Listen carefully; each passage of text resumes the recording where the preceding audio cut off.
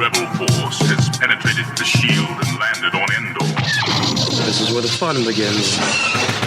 A long time ago, in a galaxy far, far away. This is Rebel Force Radio. Your source for the Force. Star Wars news and commentary. With Jason Swank and Jimmy Mack. I've seen Star Wars 500 times. Star Wars #1! This station is now the ultimate power in the universe. I suggest we use it. Now it's time for Rebel Force Radio. We would be honored if you would join us. Hey, you seen any good commercials lately? I haven't. Oh, don't worry. We'll get into it. Yeah, that's right. The big game spot. The big game spot, the Mandalorian and Grogu trailer that everybody's talking about. At least they accomplished that, right? The old adage, there's no such thing as bad press, as long as they spell the name right. So we'll break it down, our thoughts, and your thoughts as well. We'll be sharing a number of voicemails all about, the Mandalorian and Grogu trailer. This is certainly not a trailer. It was a TV commercial that was shown during the Super Bowl last weekend and surprised a lot of people. Some in good ways, and it has its fans, and it also has people that were a little let down. So hard to blame them, at least as far as I'm concerned. But like I said, we'll give equal time to all the varying views. Also coming up on the program, what do we got here? Lots of listener feedback, as I mentioned, particularly surrounding the Mando and Grogu TV spot for the Super Bowl. That's what people are talking about. We'll talk a little bit about Darth Maul and a little comics news. We'll be talking about some of the Marvel Comics and some recent events there. All the things you come to expect from us here at Rebel Force Radio. We are your source for the Force. It's like Star Wars Celebration in your ear holes each and every week. That's what we aim to do. And by we, my name is Jason, and with me, as always, my good friend and yours from Chicago, Jimmy Mack. Hey, Jason. Hey, Star Wars fans. We are back for more Rebel Force Radio. And boy, oh boy, I'm excited for our shot-by-shot breakdown of all the excitement from that ad that aired on Super Bowl Sunday. We're allowed to call it Super Bowl if we're reporting on the events that happened in the Super Bowl. I don't have to call it big game, do I? I would hope not. Is that a thing? Like, do you have to have a license to say the word Super Bowl? Well, I know in advertising and marketing platforms, if you don't have the rights to say Super Bowl, then you better not say it because the NFL will crack down on you. That's why the big game has caught on in popularity with people saying it. But that's the option that advertisers and marketers use. So I don't think we have to lean on that, though, because we're not selling anything. We're actually reporting on what went down last Sunday. This is fair use, baby, that we are adding value to the discussion, to the narrative. Yeah. Right. We're reporters. Sure we esteemed members of the Star Wars press. Talking about the latest in Mandalorian and Grogu news, breaking news. So, we'll be breaking down that thing shot by shot. You know, it's only 30 seconds, so, there's not a lot of shots. No, I think it was just a little bit longer than that, though. Was it? Because it was more than a 30. It wasn't a 60. No. It was, I think, 45 seconds. I'm sorry, 45 seconds. I think they make you pay. It's like $10 million a second for a Super Bowl ad. So very expensive. Wow. Very expensive. Wow. Just out of the reach of us here at RFR for our budget, because every year, this close. All those top advertising firms, they come to us and they say, well, is this the year for the Rebel Force Radio Super Bowl ad? And we always say, well, how much is it again? And they tell us, and we're always like a couple million short. Yeah. Just a couple. Yeah, we just got to look. Spread the word about Patreon, folks, because just a few more members and you're going to see RFR big game spot. Promise. Yeah, just a few more. That's all we need. Or super chat us. You know, it doesn't matter how you do it. You know. And then we'll be able to bucket list that Super Bowl ad. So yeah, but we'll be talking about what happened on Sunday anyway. And we have lots of opinion from you guys out in the audience. So we'll be sharing all that and so much more. But of course, I did want to remind everybody once again to save the date, Saturday, May 23rd, Cleveland, Playhouse Square, the Mandalorian and Grogu after show live. Join RFR in a theater, and we'll be doing a live podcast. We sure will. Jason, any idea when tickets will be going on sale for this one? I think we're probably looking towards the end of February. We'll have everything taken care of, and we can get those tickets on sale. Of course, they'll go on sale first to our Patreon members. That's one of the benefits. One of the many benefits of being a RFR Patreon is you get first crack. So we'll release that promo code to the Patreon supporters, and if there are tickets left over, then we'll put them on sale for the general public. But yeah, by the end of this month. So it's a bigger theater than we've been in the past at Playhouse Square. Yeah, I love the theater that we were in before. We were in the cabaret room, and but we just packed it. We packed it to the gills, and so it just was a little tougher for people to move around. And I just wanted to give folks a little bit more room. So this is roomier and just a different type of room than what we typically work. You know, when Jim and I bring the act out, you know, usually we're in. You know, we're very particular. You know, is it a thrust stage? Is it a proscenium stage? We have lots of standards, but no, we're very excited about it. It's a beautiful room, and there's a great bar just outside, so it's going to be great, fantastic. Playhouse Square, downtown Cleveland, in May, should be beautiful. Hopefully, there's no snow. You never know. You never know. But yeah, it's gonna be a lot of fun, and then we'll be doing an after party as well, and we'll be sharing information on the theater in which we choose to go see the Mandalorian and Grogu. So you'll have the opportunity to buy tickets along with the general public. You know, it's not like we're going to rent out a movie theater or anything for you guys. We're just going to show up as normal patrons buying, you know, just people buying tickets. That's all we are. Yeah. So it's casual, you know, it's casual. Right. Mm-hmm. So that'll be Friday. Although, Mac, you were threatening to try to get a second viewing in there, maybe early in the day on Saturday. Yeah, but we might have to just go rogue for that screen. Yeah, right. Sneak in. It's the morning. I don't want to, like, you know, burn myself out too early in the afternoon. Right. Yeah, we'll have a clandestine showing there on Saturday. But yeah, it would be great to get a couple viewings in before we go on, you know, turn the mics on and start talking about it, because it's not like people bring those initial reactions that we have to Star Wars movies back up in our face 10 years later. Be like, that came out, you said. Yeah.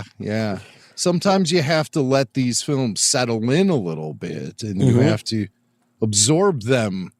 That first screening is quite often like a numbing experience. You walk out of there and you're like, whoa, I have to soak all this in. New Star Wars. I have to adjust now. Everything's different. Yeah. Because there's been a new addition to the Star Wars story, and we just saw it. You know, one time I was lucky enough to go to Big Rock Ranch when Lucas Animation was still there. And I watched an episode of the Clone Wars, like the day before it came out on TV. It was that episode with, what was the name? What were they hyping up at that point? I think it was like Moralo Eval. It was when Obi-Wan ate the little robot. Oh, that's right. He did the polyjuice potion, and he turned into Draco Malfoy. I think that was that episode.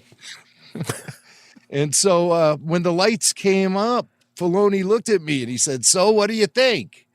And I was like, I couldn't even put a sentence together, you know. I was sitting in George Lucas's seat too, by the way, in the screening room. Did you make sure I your was butt a little cheeks distracted. lined up appropriately into George's butt cheek marks on that seat? Yeah, absolutely. Yeah, I floated a little air biscuit into the cushion for him too. Just a little surprise. Jimmy Mack was here.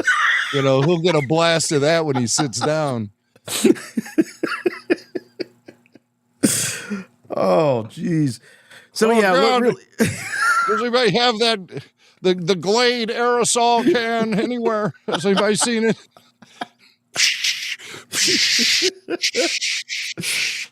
Yeah, can't wait for Mandalorian and Grogu after show live once more. So more information coming. Keep your eyes peeled on our socials and, of course, the official RFR website. But, man, I tell you, there must be something in the air right now, Jim, because the RFR listeners are always extraordinarily generous, and there's just been an outpouring of gifts sent our way. And so we got a whole section of the show called Thank You. Thank you, because we want to thank you guys. And I wanted to follow up on a thank you from last week, because we had received a large box from Ian Savage, longtime RFR supporter, Ian Savage. And I didn't really go through the box enough. He sent some great action figure stands and a little display stand and just really great stuff he created with the 3D printer. Well, as I dug deeper into the boxes, I discovered there are these 3D printed Star Wars busts of different characters, like different aliens. We have a Quarren, we have a Nine Numb, we have a Weequay, we have a Aqualish, Devronian, or Devronin, or Devron. Deveronian, I believe. Deveronian, and a Squid Head, and a Bith, and a Hammerhead. Now, that's just what this guy can do with the 3D printer. So he sent me a handful of some of these busts. These are his photos, by the way, from what appears to be his. What is that stuff he has up on the wall there? It looks like curtains. And then he's got some 3D printer filament there too. Oh, is that what that is? Okay. Yeah. So I know what curtains are. I've seen curtains before. I haven't seen 3D filament before. Yeah, so it's spools of 3D filament that he's got there. That's an AMS unit that he can switch colors there on the fly. Oh, I see. Nice. It's spooled though, and it kind of looked like to me the old analog reel-to-reel 1/4-inch tape. Yeah, you don't remember, but I do. No. Old analog man here with you. But so he creates these great 3D things, and I wanted to give him a shout out for that too, because he sent those busts along with those great action figure stands I was showing off. And he also sent a video of his 3D printer machine in action. Yeah. So it does. Here we have it. It's all sort of time-lapsed, I imagine. Yes, it is. This isn't happening in real time. Yeah, no, a bust like this probably took, I'm guessing, close to a day. Does your 3D printer, like I said, does it work in a similar fashion? It sure does. It looks like, based on the head unit on that in that video, I think we might have the same printer. We both have Bamboo Labs printers. I have an AMS that switches the filament that sits in a little case on top of the printer, and he's got one that looks to me like they're kind of outside, but yeah, so really cool stuff. I mean, I'm definitely inspired. I've got a little thank you myself here in a moment with some 3D printed elements that I'll show off, but you guys are showing me some amazing things that you can do, and these busts are incredible. I have to talk to him about where he gets the models. Really cool. And so then again, you're absolutely correct. Our audience is being way too generous. And again, we don't ask you guys to send us stuff, but if you are going to send us stuff, we're going to accept it and show it off and thank you for it. But this is something Sud sent, and he also has one for you. I have them both. I got to ship yours out to you. It's from a place called the Wine Things. Oh, wine. Had me at wine. Inside is this amazing Mandalorian-inspired carafe. Oh, no way. Look at that. Yeah, it's a decanter is what that is. Decanter, that's the word I'm looking for. Decanter. Exactly. A decanter. You put your whiskey in here. Yeah. Whoa, that looks great. And 2 glasses that go with it, the Mando helmet, decanter, and it's wow. Packed in here. But I want to show you the glasses, and you could expect this to show up at your porch, at your house, Jason. I don't know. Oh, wow. Those are, I've seen glasses like this. I don't have a Mando one. I have one where, so the helmet is sort of like, so the way it works is you've got sort of the outside of the glass, and then you got sort of a helmet that's sort of recessed into the glass, a helmet shape. And so when you pour your drink in there, it's like you have a little Mando helmet, in this case, made of whiskey sitting in another glass. It's very, very cool effect. Yeah, it's really, really wonderful. I would say it's Mandalorian inspired. Yeah, we don't want to get the wine folks there in trouble. Definitely Mandalorian inspired. Inspired. Yeah. But it's very cool. Wonderful item. Thank you, Suds. That was very nice of him to send this out. And we appreciate you very much, my friend. So I had a little something here. This is came by way of Eric Thorenson. And Eric and I go back many years trading and buying figures and stuff from each other. And got a note from Eric. He said, hey, I'm liquidating the majority of my Black Series, including some of the customs that I've made. Just so you know, what I'm sending you was made using a few different parts of Black Series figures, along with a fair amount of 3D printed parts. These parts are printed in resin, so you get higher definition. Technical. I considered selling this, but decided it would be better with you as its new owner. It's not something Hasbro has made as yet, so I hope you like it. So what I got here is this Black Series Mandalorian figure. So yeah, so check out the detail on this guy. Fan-frickin-tastic. So this is not a figure, like he said, that they have made so far. And so a lot of customizing went into the body, some of the armor parts, including the helmet, all done through 3D printing. Now he 3D prints in resin. That's serious stuff, man. That you gotta like cure that stuff. The fumes are terrible. That's a commitment. But that explains Eric. Okay, I get it. the fumes. No, he's a great guy. Actually, I just had him. We co-hosted an episode of RFR Q&A very recently. RFR Q&A number 279, KOTOR and collecting. And I know Eric has a garage workshop, and he goes in there like a mad scientist and creates action figures. And he does all kinds of great work. He set this up so that the jetpack connects to the figure with a magnet. So you just go right like that. Slap it on.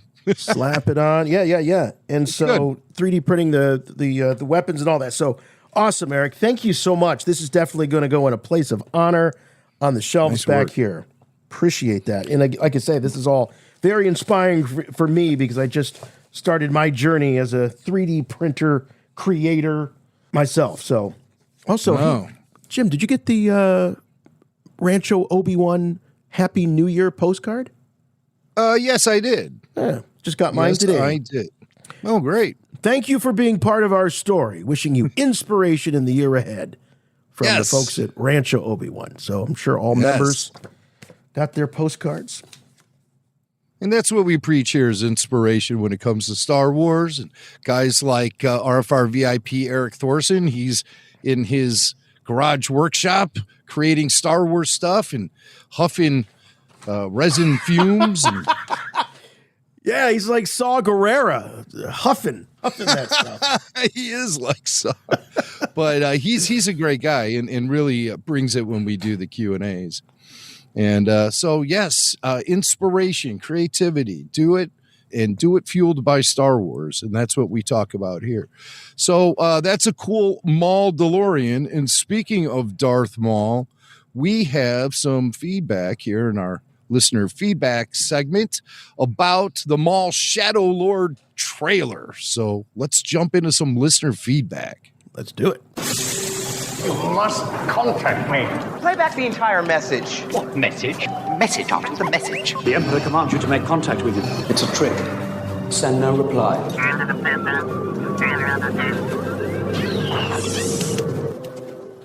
Hey, Jason. Hey, Jimmy. This is Eric from Phoenix, and I just got done listening to the weekly episode where you're breaking down the Maul trailer, the Darth Maul trailer, I should say.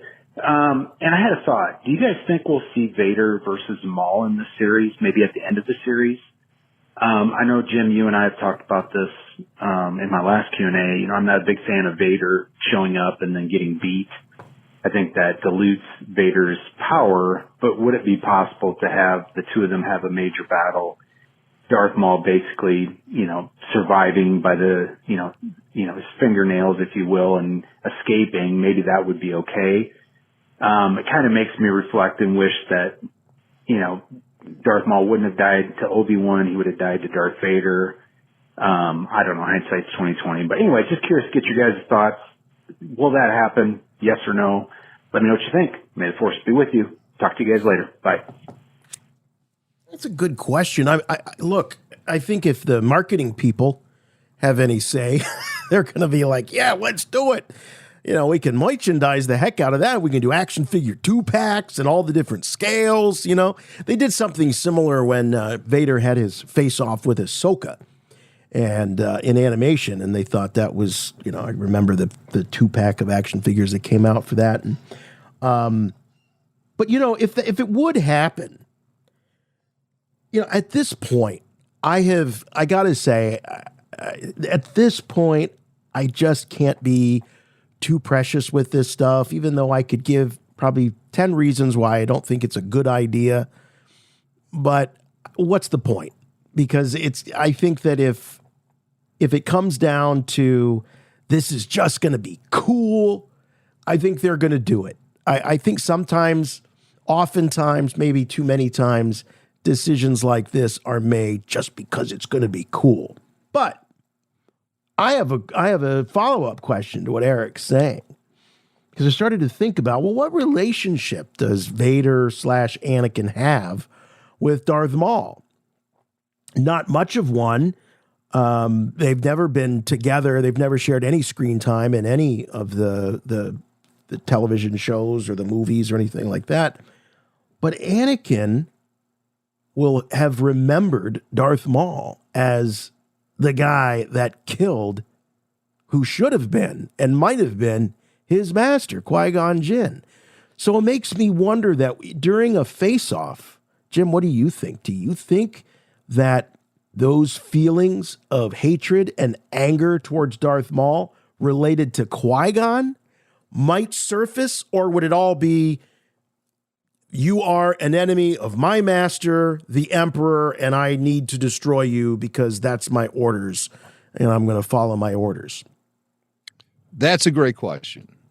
And I'd like to think that Vader doesn't care at all about memories of Qui-Gon or anything like that, because that keeps him attached to his former life as a Jedi. Mm-hmm. And we know in the Kenobi series that Vader was discouraged by the Emperor to continue his pursuit of Kenobi because it was a distraction. It was taking him away from ruling the galaxy as an empire committed to the dark side of the Force. This chasing down the vengeance of a guy that you're going around bragging that you killed, then why keep his old vengeances alive? Why keep anything connected to him alive? Even his That's anger. The whole. Yeah. Even if it fuels his anger. Maybe though, because he is a human being, it's impossible for him to not think of being a kid and learning that Darth Maul killed Qui-Gon Jinn and how that made him feel. So maybe he's able to tap into some of those base emotions And then he punishes himself for thinking about it, and then that just fuels his anger even further. So the whole thing just compound is anger. it's like this spiraling effect. You know, he goes into the vortex of the dark side. Well, that's a good name for like a movie or a book or something. Vortex of the dark side. Yeah. Just go into the eye of the hurricane of the Sith.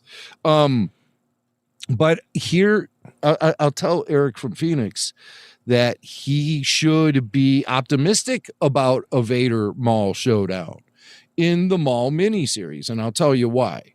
We had discussed this recently, this week, as a matter of fact, on RFR Q&A number 280 with good old Marty from Georgia, who brings up the whole notion about a Maul versus Vader duel that we've been wanting for a long time.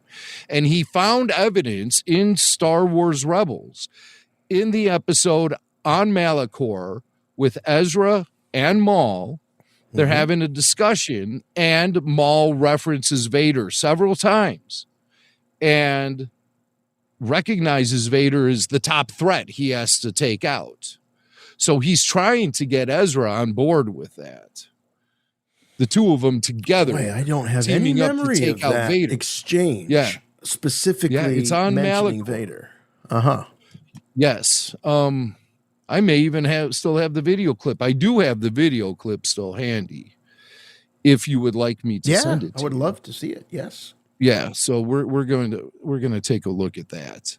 But because he's referencing Vader, we're assuming we will see in the Maul Shadow Lord series how Maul ended up on Malachor by himself in exile with the Darksaber still, but definitely a broken man, old master, and he's desperately trying to convert Ezra to his cause and everything. This is not Darth Maul at his peak. Clearly, he seems down and defeated and hiding on this planet Malachor. How did he end up there? And I think we'll be seeing that in the Maul series. And I think Darth Vader will have a lot to do with the ultimate destruction of the Shadow Collective, Darth Maul's criminal group, his gang. Yeah. Maul, what game are you playing? I am the enemy of your enemy now, and I have my own reasons for wanting the Empire to fall. But we have little time. The one they call Vader will be here soon. How do you know this? His dogs will tell him where we are. 2 Jedi and a part-timer.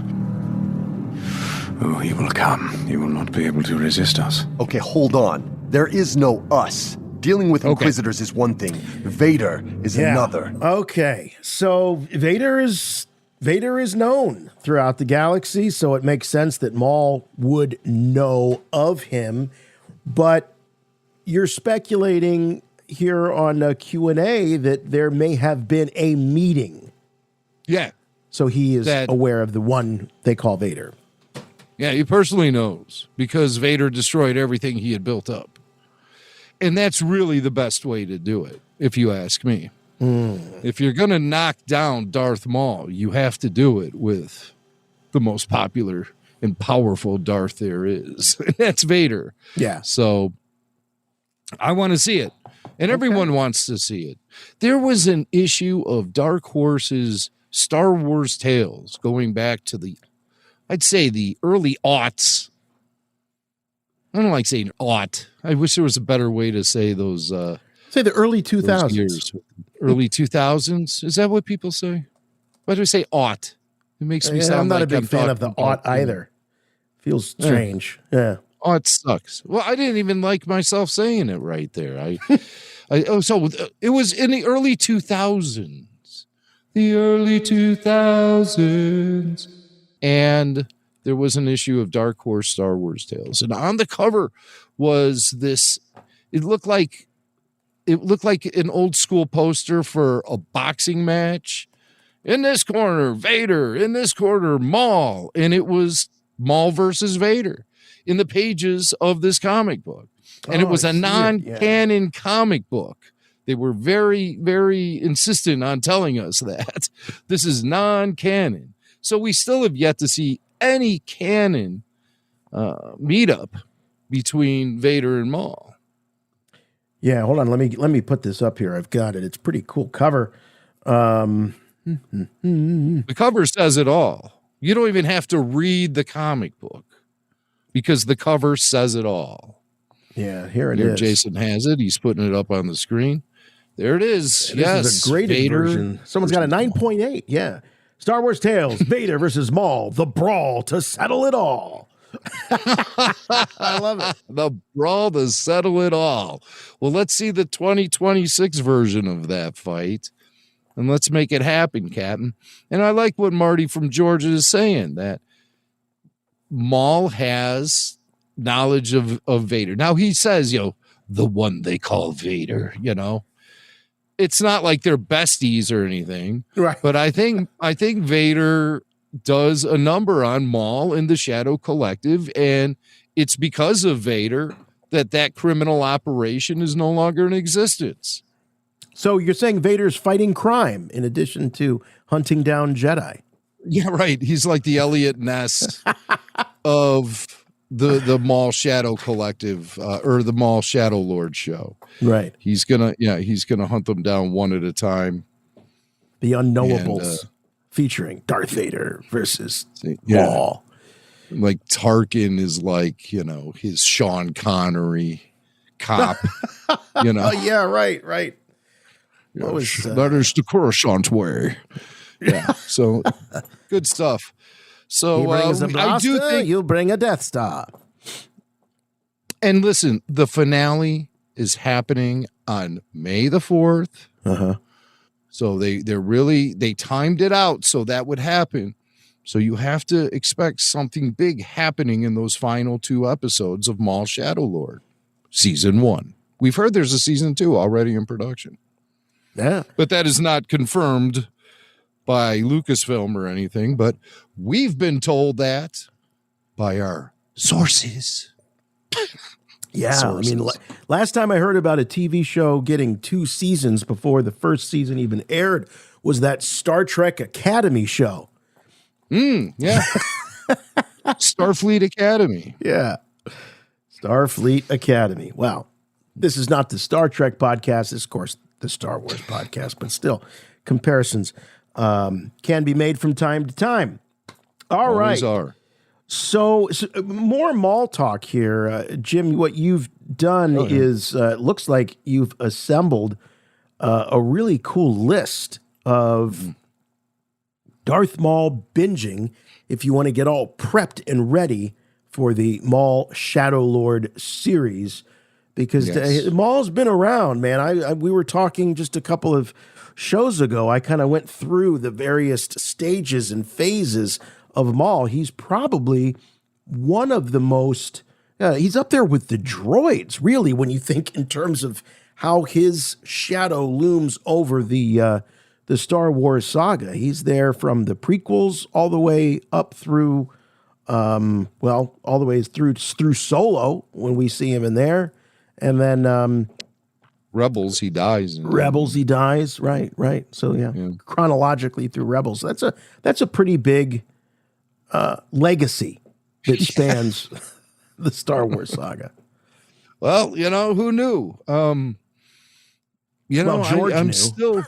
But George killed him off in the first film, though. He didn't have him stick around for very long. No, but like Boba Fett, nobody wants to see a good character stay down, and so Maul has come back bigger and better than ever. And he much more of a chatterbox than he ever was, as far as the George Lucas live action Phantom Menace version. There were no monologues. There was no Shakespearean drama. There was none of that. No, it was just, stuff at last we will have our revenge. Right. Peter Serafinowicz voice. Yeah, but for the most part, he wasn't trash talking during the duel. He wasn't saying anything. So you had the feeling that he really kind of kept to himself and wasn't very verbose. And No, he has probably didn't have much of a personality. He has become sort of this almost Shakespearean character. You know, there's a very melodramatic style to him. Oh, Kenobi, I knew him well. And then, of course, we get this. Kenobi! Which is another shade to the character. Yeah, that's several shades right there. Because, there's something that sounds like that's almost multi-tracked. Like there's several voices happening there at once. Yeah. But this list you speak of was actually compiled by RFR VIP Jeff Holland, and this is what to watch so you're totally caught up with the Darth Maul story before Maul Shadow Lord premieres. So let's do a rewatch starting with season 3 of the Clone Wars, episodes 12 through 14, the Night Sisters trilogy. So, we note here that Maul is merely mentioned in this trilogy. It's really about Savage Opress and the Night Sisters and everything, but it really tells you where Darth Maul is coming from. And there's important information about the Night Sisters that I think really comes into play in the Darth Maul story. In season 4, episodes 21 and 22, The Return of Darth Maul. This is Clone Wars season 4. This was such a huge deal when it happened. Yeah. Huge. Spider Maul. Yeah, that's right. That's right. And Savage Opress, Clancy Brown. And here, I got a surprise for you. Oh. Okay. Is that you, brother?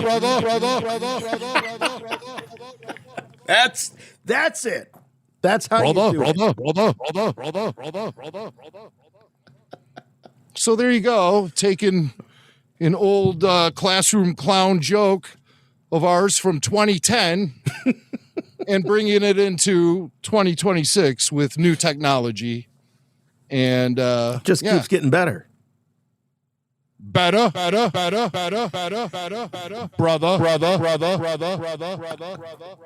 Sway. I'm going to hear that in my nightmares tonight. So that's the return of Maul. Savage finds Darth Maul in a garbage dump. Then you want to jump over to season 5, episode 1, which is basically a continuation of the Return of Maul arc. And you want to see how that wraps up because there is a confrontation between Maul and Obi-Wan Kenobi and Hondo Ohnaka's gang, and it's a riot, really. And if you remember, we were at the world premiere of that, red carpet premiere with the cast and crew of the Clone Wars and Logan. Yeah. And I think Daniel was in that season, season 5. I can't remember. But as the season continues, you want to get to the Shadow Collective arc, which is episodes 14 through 16, season 5. That features Maul and Savage and Death Watch and the lightsaber battle with Palpatine and the ultimate demise and fate of certain characters. I won't get into all of that in case you want to be surprised during your rewatch or you're watching it for the first time. And then jump to season 7 of the Clone Wars, final arc, episodes 9 through 12, The Siege of Mandalore. That tells you everything you need to know. I would also add in the first episode of the Tales of the Empire miniseries. Oh, right. Yes. Which featured General Grievous's siege of Dathomir and him destroying the Night Sisters, essentially. Mm-hmm. Remember, that does happen. Yeah. Yeah. So, and they don't know, that does get brought up. I believe during the Shadow Collective arc in season 5. And this is before we ever saw it, but somebody says, General Grievous claims to have killed Mother Talzin. And they seem not to have any faith in General Grievous. They say, well, General Grievous says a lot of things. We can't really trust what he says. Yeah, he's nothing but a gut sack. Gut sack and eyeballs. I mean... Oh boy, that's really hitting below the belt with General Grievous. And you don't want to hit him below the belt because you'll break your knuckles or your knee. It's all metal down there. So you got to pry it open first. Oh, why do you think there's something in there? Yeah. Like, like a ball sack or something, because that's what most guys would preserve first and foremost. Yeah, not him. So I think, no, I don't know. I think there's, I'll expand the universe a little too far and we'll go underneath General Grievous's crotch piece. Under the pelvic armor. Under the pelvic armor or the, cod piece, if you will, the metal cod piece. Yeah, what's in there? Hey, he's got more organs. I found him. Grievous's crotch. That makes sense. Yeah, don't give Lucasfilm Publishing any ideas. We'll get that as a novel. The crotch of Grievous. The crotch of Grievous. It'll be Scholastic Books presents. Right. For young readers. Yeah, we're just giving the kids what they want, Yeah.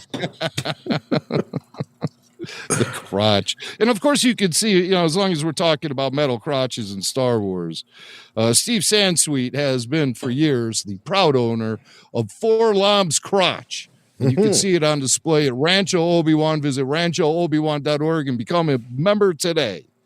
Steve loves when I reference Forlom's crotch. Well, look, everybody has a niche in their collection, and maybe yours is crotches, famous Star Wars crotches from the galaxy far, far away. But one that you will not get, that's Forlom's. You're going to have to pry that away from Steve's cold dead hands.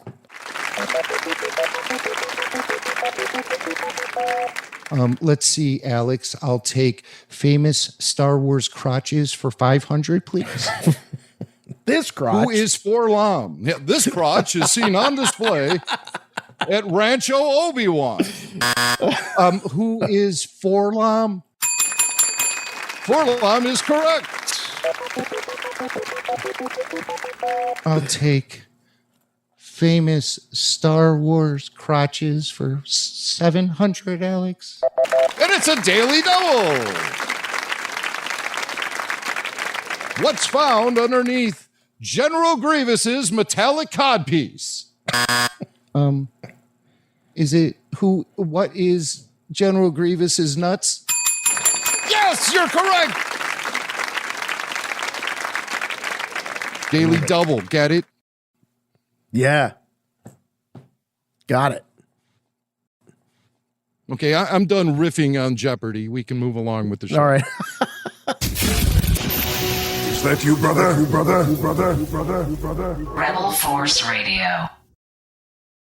Join us over on Patreon, and you can have the comic stylings of Jimmy Mack and his Jeopardy parodies and Forlom's crotch all you want. No, it's a lot more than that. Jim, what do we got going on in the Patreon right now? Oh my God, there's always stuff going on the Patreon. Most notably, this week we saw the debut of RFR Q&A number 280, Vader versus Maul, Star Wars hockey. So we talked to Marty from Georgia, RFR VIP Marty from Georgia, and he gives us a full report from the Macon Mayhem's 2026 Star Wars night. He was there at the rink, and he got the souvenir jersey. Well, he got the hoodie. And it looks really, really cool. So they do a good job in Macon, Georgia, with the Macon Mayhem. Great name, great Star Wars tribute jersey that they were wearing that night for their 2026 Star Wars night. But Marty comes along with more than just a report from that hockey game. He comes along with lots of speculation about Maul, Shadow Lord, and we do have a very deep discussion about the possibility of that Maul versus Vader showdown. So if you want to hear more of discussion about that particular topic, then check out RFR Q&A number 280 with Marty from Georgia. We talk about a bunch of other things too. And of course, every week you get full show video. You get ad-free episodes of Rebel Force Radio, early bird releases, bonus podcasts, so much more. It's all happening at patreon.com/Rebel Force Radio. Join up today, support Rebel Force Radio, and get a bunch of cool stuff to listen to and watch and participate in. We have a great chat scene going on over there too. The chat boards are hopping, and it's a very respectful and generous and intelligent Star Wars fan community populating those chat boards. So check it out, patreon.com/Rebel Force Radio. I have good news for you, my lord. That's good news. Come closer, I have good news. Oh, yeah. Well, it's the news that everybody is talking about, of course. The Mandalorian and Grogu trailer.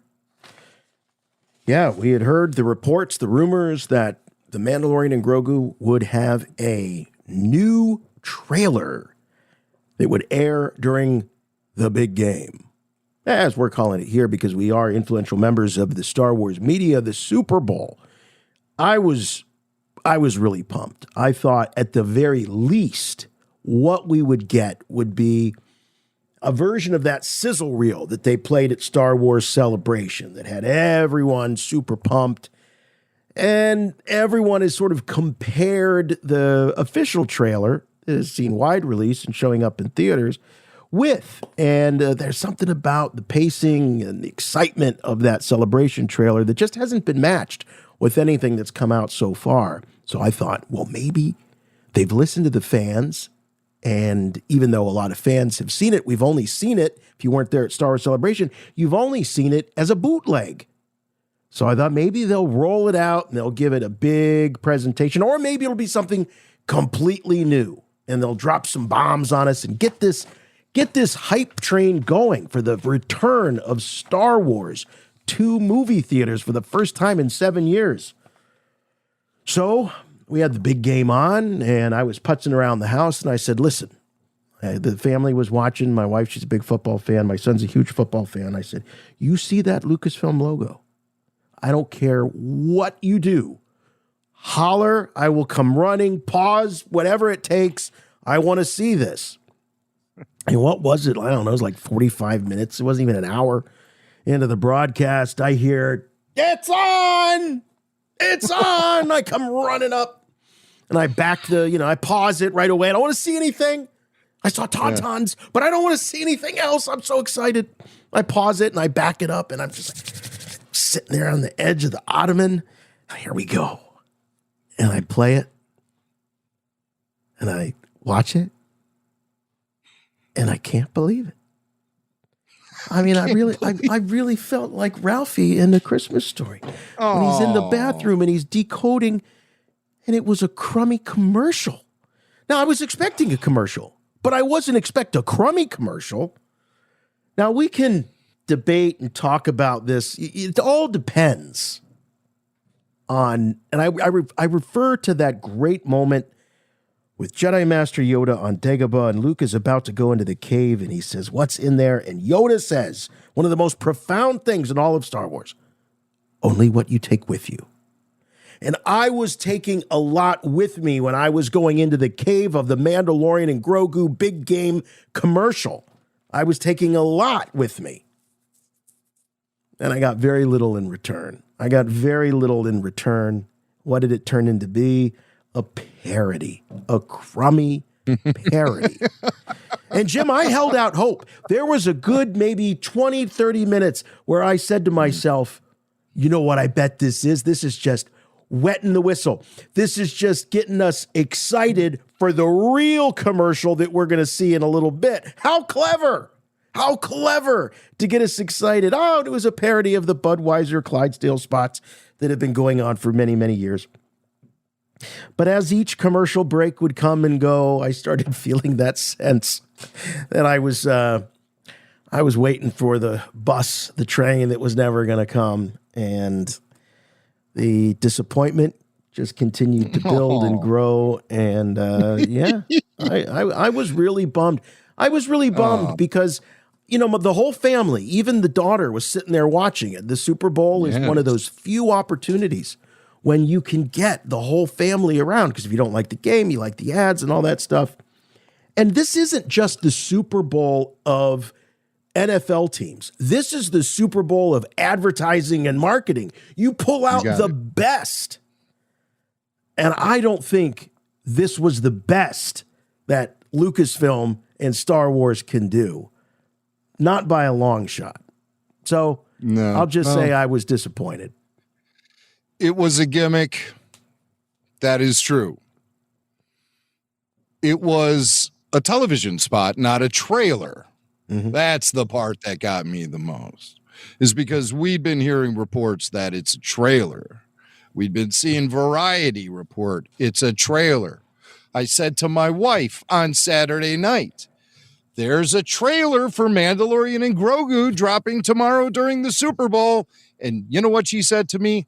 Yes, there is. So she was in tune with it all as well. She knew. She sees all the press releases and all that in the media. So when it was just presented to us as a crummy parody ad, like you say, that was a disappointment. And but come on, we saw live action Tauntauns for the first time in 46 years. That has to matter for something. There you go. Steady, girl, steady. What's that? You smell something? You smell something? Smell something? Smell something? Smell something?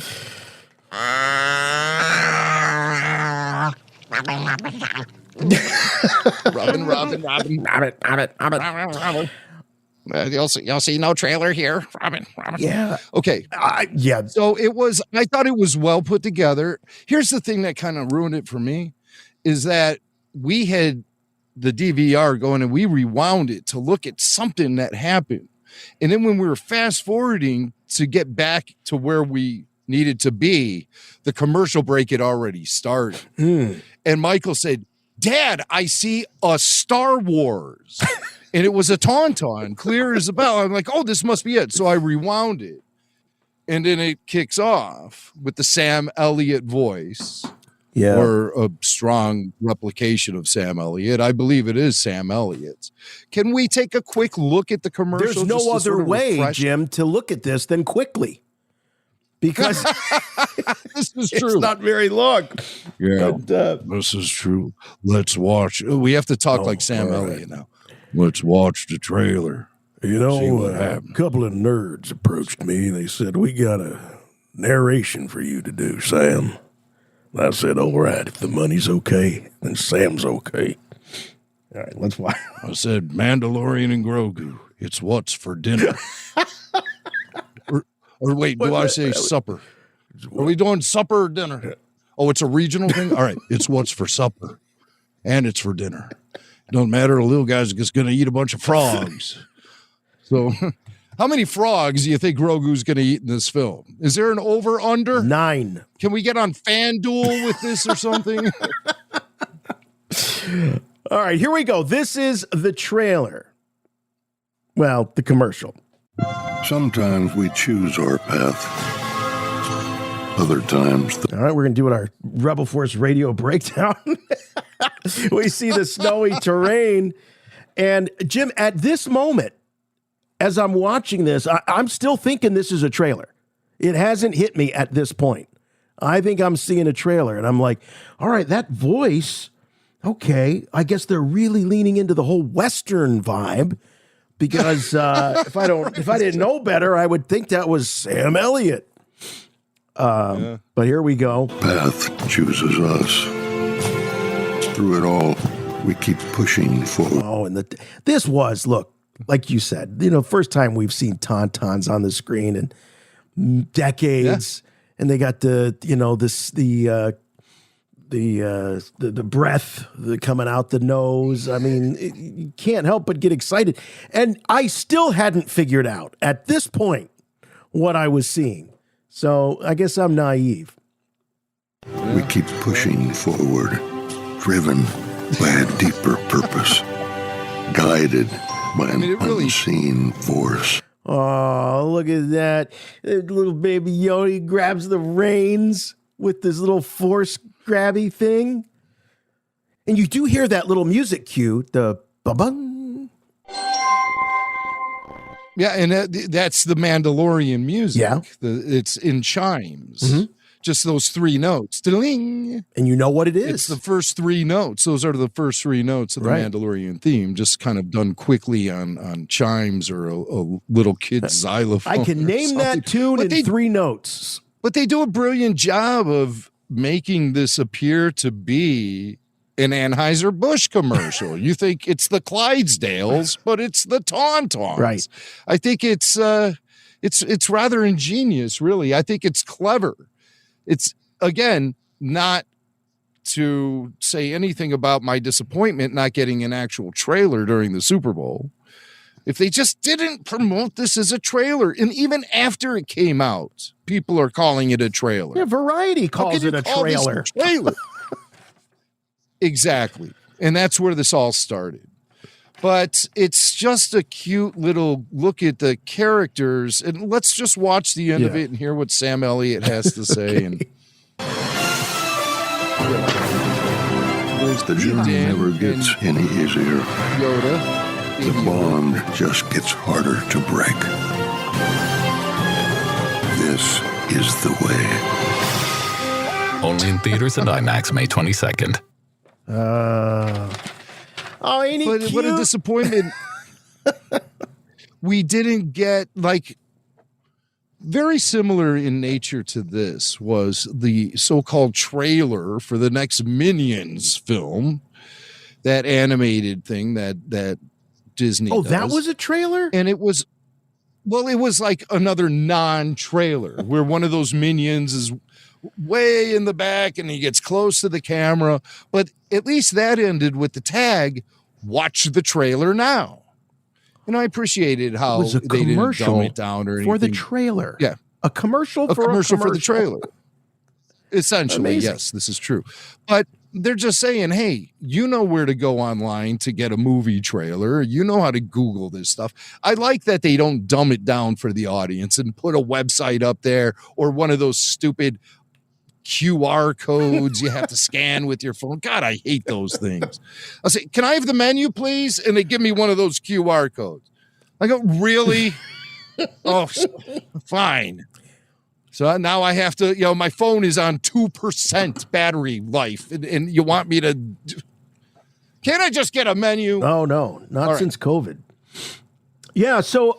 Right. A lot of people have taken advantage of that.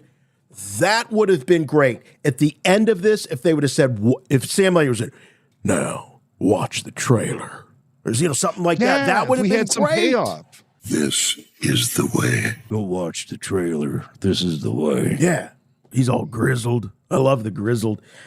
Yeah, it would have been great, and I would not have had any complaints, and I could have relished in what you're pointing out, which is the cleverness of the ad.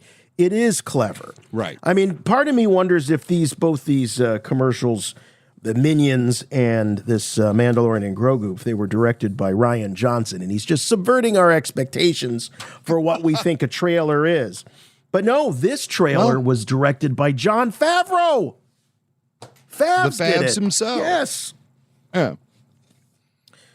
Yeah. And did you know who directed the Jurassic Park Super Bowl ad? No. Was it someone of note? No, it was Taika Waititi. Oh, did he? No joke. Really? Yeah, no joke. Huh. Yeah. Yeah, Taika Waititi, where the deal was because they weren't using Verizon. That's why Jurassic Park failed and all the dinosaurs got loose.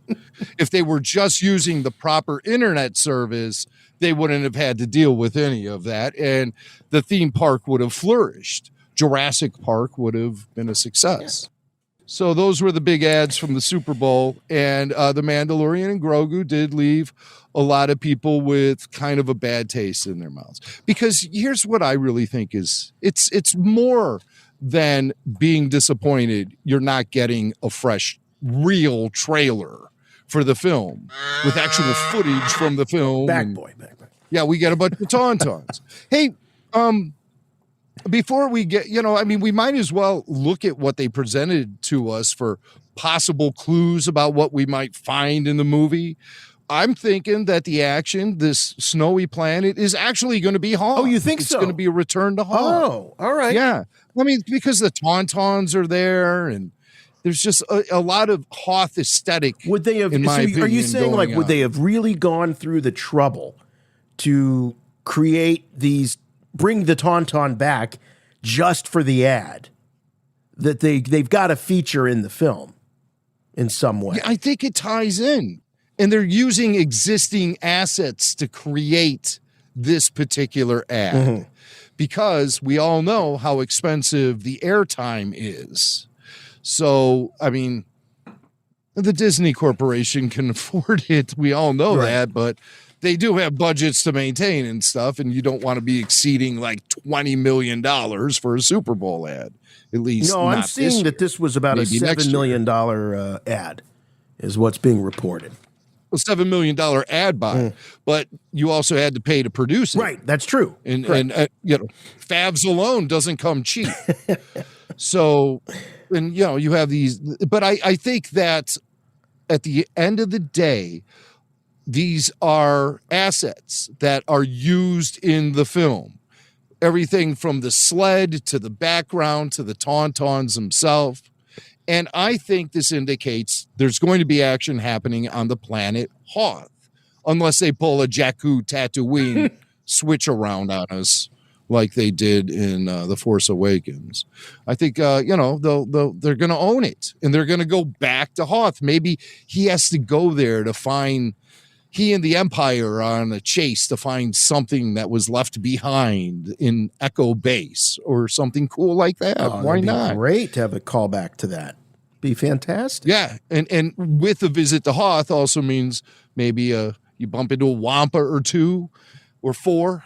So that'd be a lot of fun. Maybe a whole team of Wampas, like a family of Wampas. Well, maybe the New Republic is utilizing the old Hoth base as a base of operations out there. Maybe this is but we see ads, so we definitely know the Empire or the First Order or whatever they are, Remnant, are showing an interest. These are Remnant ads. The Remnant, yeah. Empire 2, Mark 2. So if we want to look at it and take it more seriously than the marketing suggests we should take it, because the marketing is telling us that maybe we shouldn't be taking the Mandalorian and Grogu film so seriously, because it doesn't appear like they're taking it very seriously with an ad like this. It's almost as if they're selling a comedy or a parody, and that hits me in the confidence. It hits me hard in the confidence. Yeah. I want to see the studio treating this like the epic return of Star Wars after a 7-year absence from movie theaters. Where is that kind of vibe?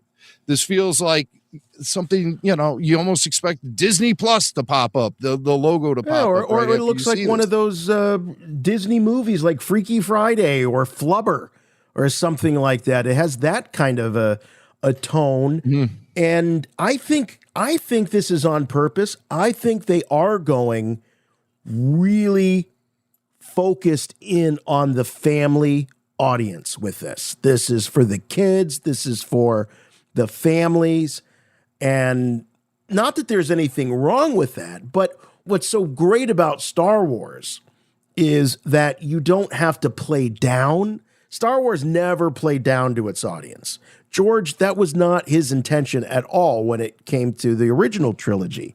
He wanted to treat the 12-year-olds that he was thinking about as he was putting this story together as, little adults, and wanting to get them to, I always say this, ask the big questions about the universe and the world they live in, and think about their future and all these things that he was sort of challenging the youth of the 70s to think about.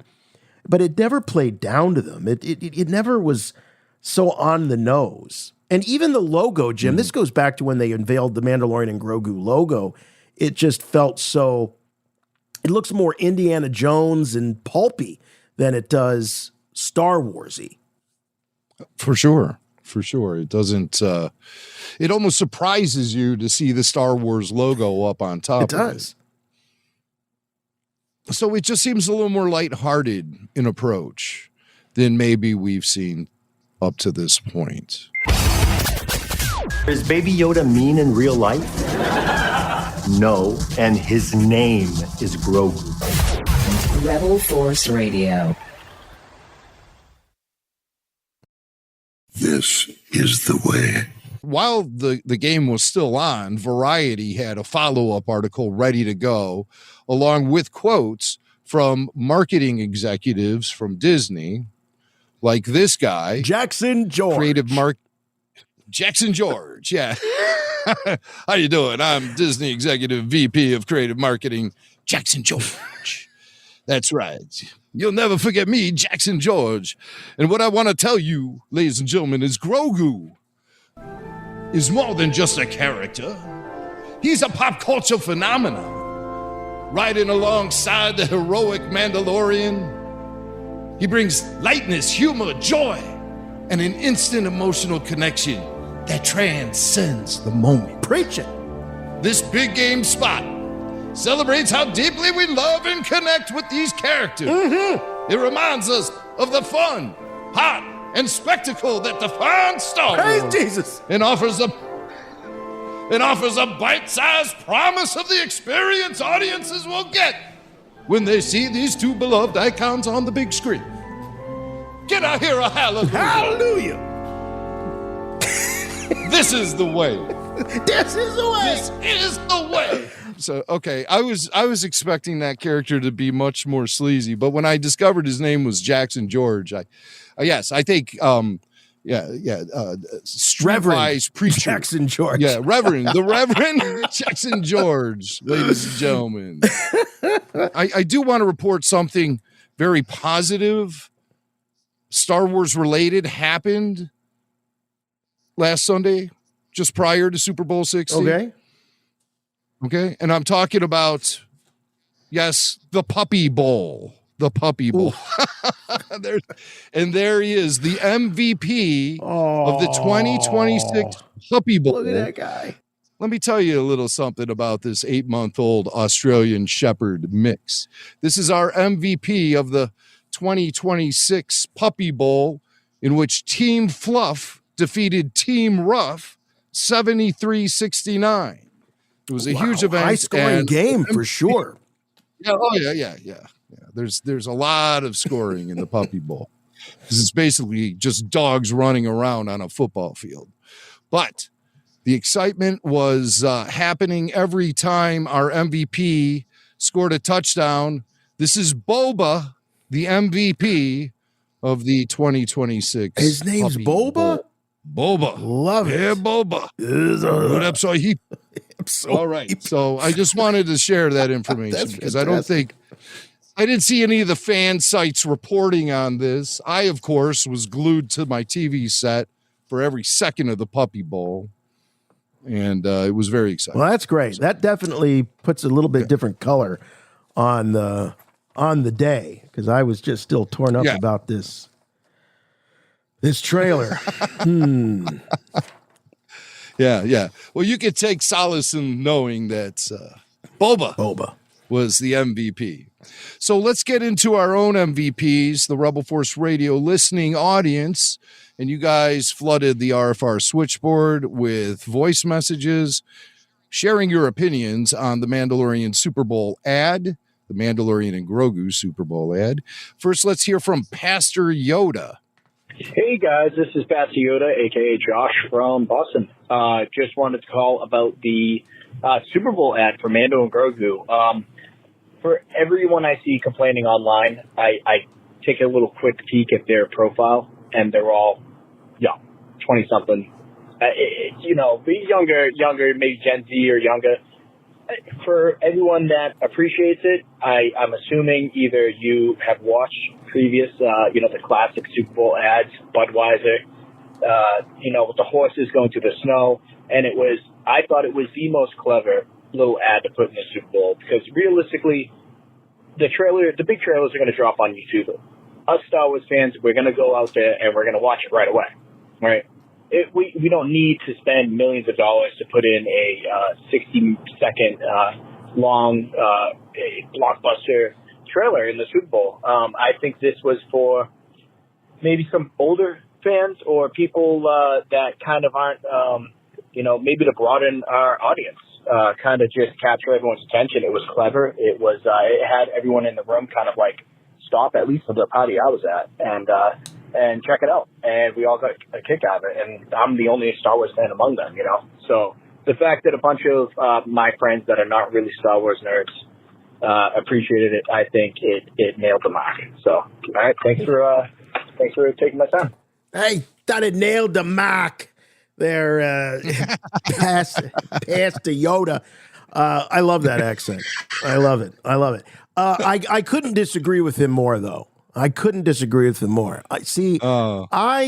that this is another example of, well, two things. One, taking Star Wars fans for granted. Number two, assuming that the last 7 years has built up all of this demand. There's pent-up demand to see Star Wars back in theaters.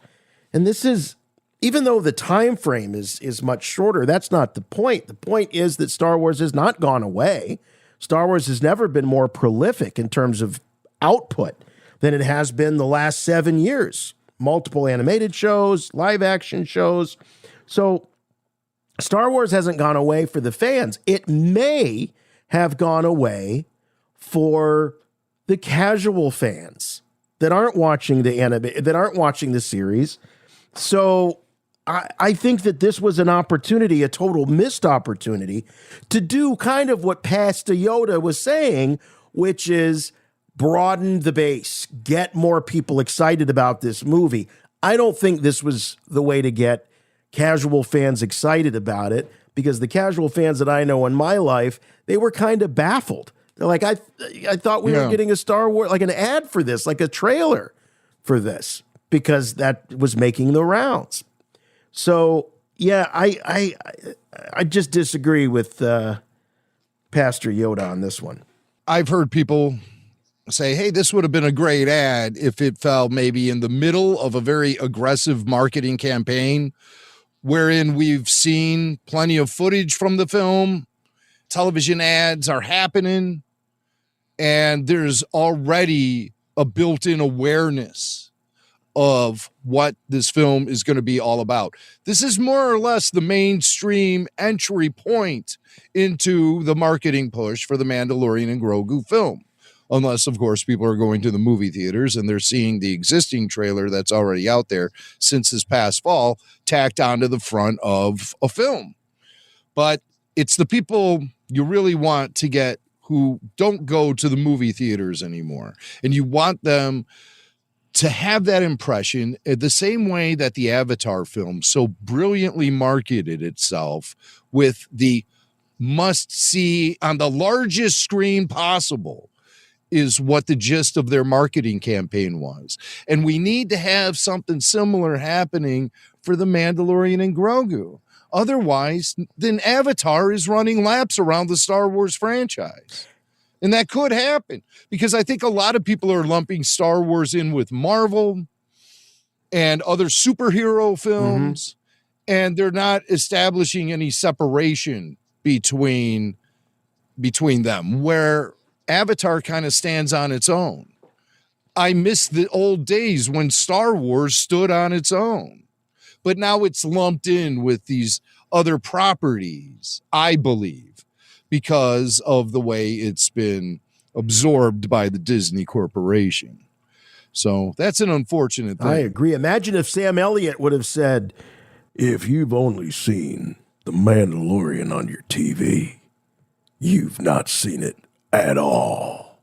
And then boom, it explodes and there's ships flying through. Yeah. What a great idea. Yeah. With Sam Elliott. Yeah, I do want Sam Elliott to be the voice of all Star Wars all trailers. Things Star Wars from now. Yeah. He's the Star Wars Don Pardo from now on. whenever we need a voiceover guy, it has to be Sam. Yeah. I think a lot of Madison Avenue feels that way about Sam as well. He's highly sought after. Indeed. Because he has those great narrative chops. And that incredible voice of his. Yeah. So here's Nolan from Wisconsin. All right. Hey, Jason and Jimmy. This is Nolan from Wisconsin. Sitting in my car, about to go into work, but still trying to figure out what Disney was doing with that Mandalorian and Grogu trailer at the Super Bowl. I get it was a clever kind of parody on the Budweiser commercials, but it still screams to me Disney like saying, anything Star Wars, the fans will come, which I don't think that's the position this movie's in right now. A lot of casual fans I know barely know this movie's coming out, and it's coming out soon here. And if you'd told me in, 2019, I'd be more hyped for a He-Man movie that looks more like a fun Star Wars adventure than an actual Star Wars movie, I would have told you were crazy. But wanted to get your guys' thoughts. Thank you very much. We'll talk to you later. Well, I like the He-Man trailer a lot, actually. He-Man's kind of one of those things where you had to be just sort of the right age at the right time. If you missed it, plus or minus, you're probably not into it at all. But it does look fun, and it does look like it's in the spirit of the original property, where this feels different. The other thing I just want to mention real quick: are we really at a shortage of Star Wars parodies? Is there really a drought? Is there really more need? We cover this all the time here at Rebel Force Radio through Star Wars and pop culture. We have decades now of covering all of the various parodies in television and movies. Do you really need Star Wars to parody itself? That's what this really showed me, is like it felt like scraping the bottom of the barrel. Again, not taking away from the creativity. If this was a non-movie year, or let's say that this was an ad for a new season of Mandalorian coming to Disney Plus, I think I could get behind it. This is Star Wars back on the big screen, man. Right. It seems to ignore all of it. But it's just a gimmick. It's just a gimmicky ad. Yeah. And that's where I think a lot of us we're having problems with it, because it doesn't appear like Star Wars is taking itself seriously. But it is the Super Bowl, and it was a one-of-a-kind of event, and it's parodying Super Bowl commercials of the past with those Anheuser-Busch ads and the Clydesdales. It's famous, we can't get past it. But we want our Star Wars to feel epic. We want the mythology to be taken seriously. And a parody ad, unfortunately, isn't the type of representation that a lot of fans believe, including myself, that a lot of fans believe that Star Wars really needs to be leaning on right now. We need to feel the epic nature. We need to know that this is going to be an event you can't miss.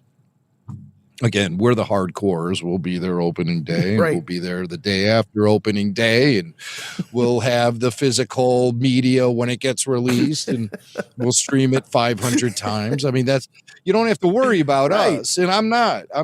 But I want this to be Avatar. Yeah. I don't want to see He-Man running laps around Star Wars. I mean, that's absurd to even consider the possibility of that. It's absurd. But here we are. Here we are. Wow. Oh, Disney, what have you done to my beloved franchise? I don't know. I don't think the franchise is on life support or anything like that. I think Star Wars still has a lot of mojo behind it, and I think in the right hands with the right amount of consistency, it can be built back up into the revered Hollywood releases when they happen. But we're not there with Mandalorian and Grogu. Everything feels very pedestrian. Everything feels rather mundane at this point, considering Star Wars films haven't been on the screen in 7 years. Okay, I'm not going to beat that dead horse anymore. Let's hear from Austin. Austin, Austin's from Washington. Thank you. Jason, Jimmy, Austin here from Wenatchee, Washington. Look, I grew up a lifelong Seahawk fan. My dad played for the Hawks back in the early to mid 80s. So let me tell you, I was very excited for the game and a well-deserved win, crushing defeat over the Patriots. And to top it off, getting a new Star Wars ad. I mean, what a day. I happen to really dig this spot. It just felt like the old kind of commercials that studios and movies and used to do to hype things up, fun, creative. Seeing those tauntauns, I mean, if they were CGI, they looked like puppets to me, which is exactly where I like my Star Wars to be, and they look real, and oh my gosh, it was just the coolest ever. So, Jimmy, I know you were hoping for a really big spectacle to really sell this film to audiences, but I think this was a really good strategy. Making it fun, making you remember why you love Mando and Grogu, and just tying it wholeheartedly into the original trilogy, Empire Strikes Back. This is something Favreau has done time and time again, is showing us elements we love from the original films in a new light, bringing them back a little more center stage. Some of these background characters, some of these aliens, you know, the only person to do that and for this entire run of Disney Star Wars has been Jon Favreau. And once again, I mean, he does it with this spot and doing it tongue in cheek. I mean, Super Bowl ads are best when they're funny.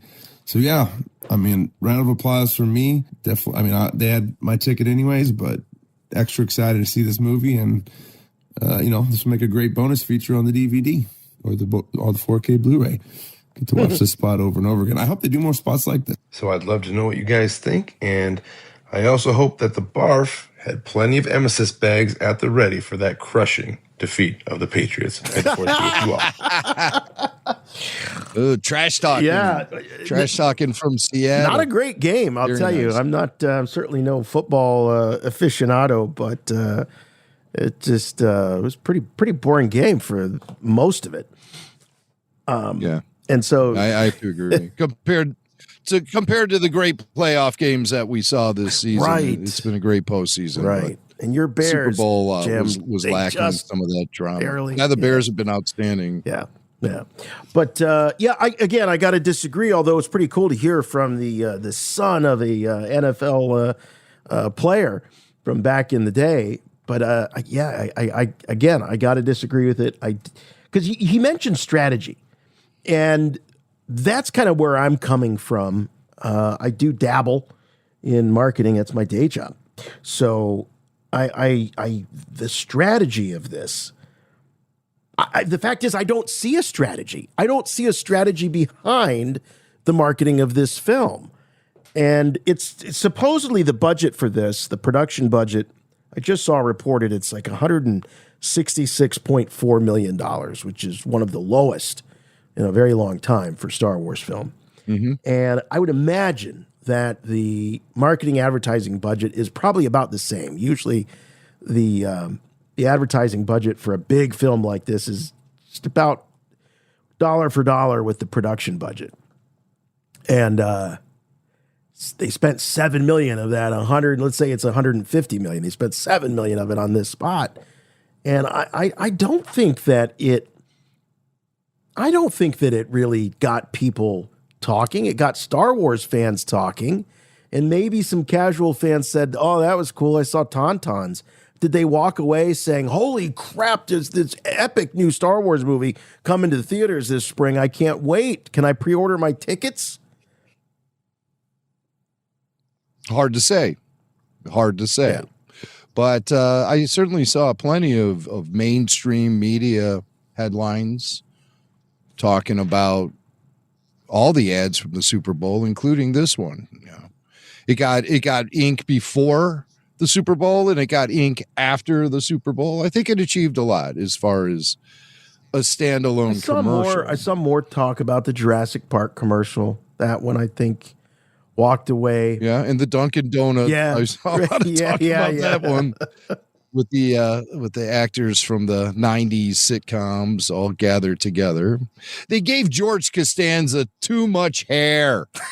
when they de-aged him. They gave him way too much hair. What are they thinking? I see these reruns all the time. I know George's hairline, and I can chart its progress as it worked its way to the back of his skull. I know exactly what kind of hair. There was that even a man had. They Seinfeld gave him too episode much when hair. George himself was tracking the recession of the hairline of one of Elaine's boyfriends. He's like, "How long do I have?" You ever see about a year? You ever see those? You ever see the old McDonald's commercial with Jason Alexander for the McDLT? Oh yeah, Song and Dance Man, baby. Yeah, he's dancing around on screen. He's got his hairpiece on for that. He's like, one. Big Mac tonight. Yeah, he's dancing around, and I like when he jumps into the screen. Into the shot. He jumps into the frame.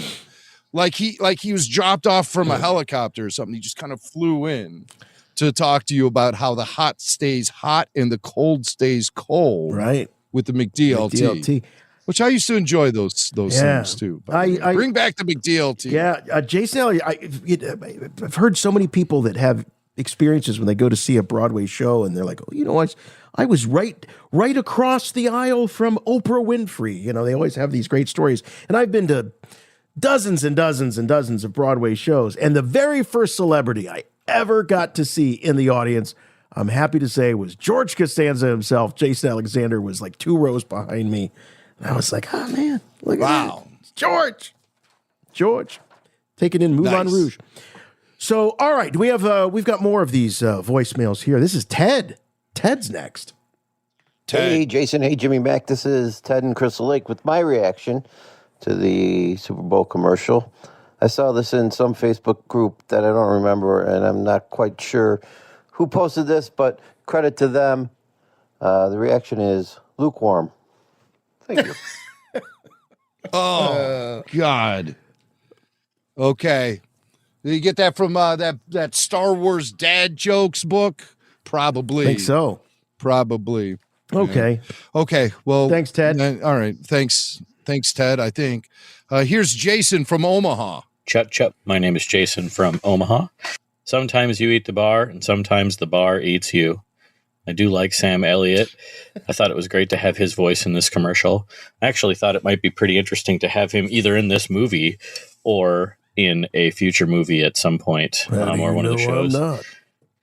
He has a great presence, and I think he would add a lot to the Star Wars world. And also, we just have to always remember that the average temperature of a tauntaun is lukewarm. High ground. What? More. This is worse than Cerveza. 2 in a row. 2 in a row. What do you think, Jim? Could we see a Sam Elliott role in this movie? I mean, you said that you think they were repurposing elements. Could Sam Elliott actually be one of the elements that they repurposed?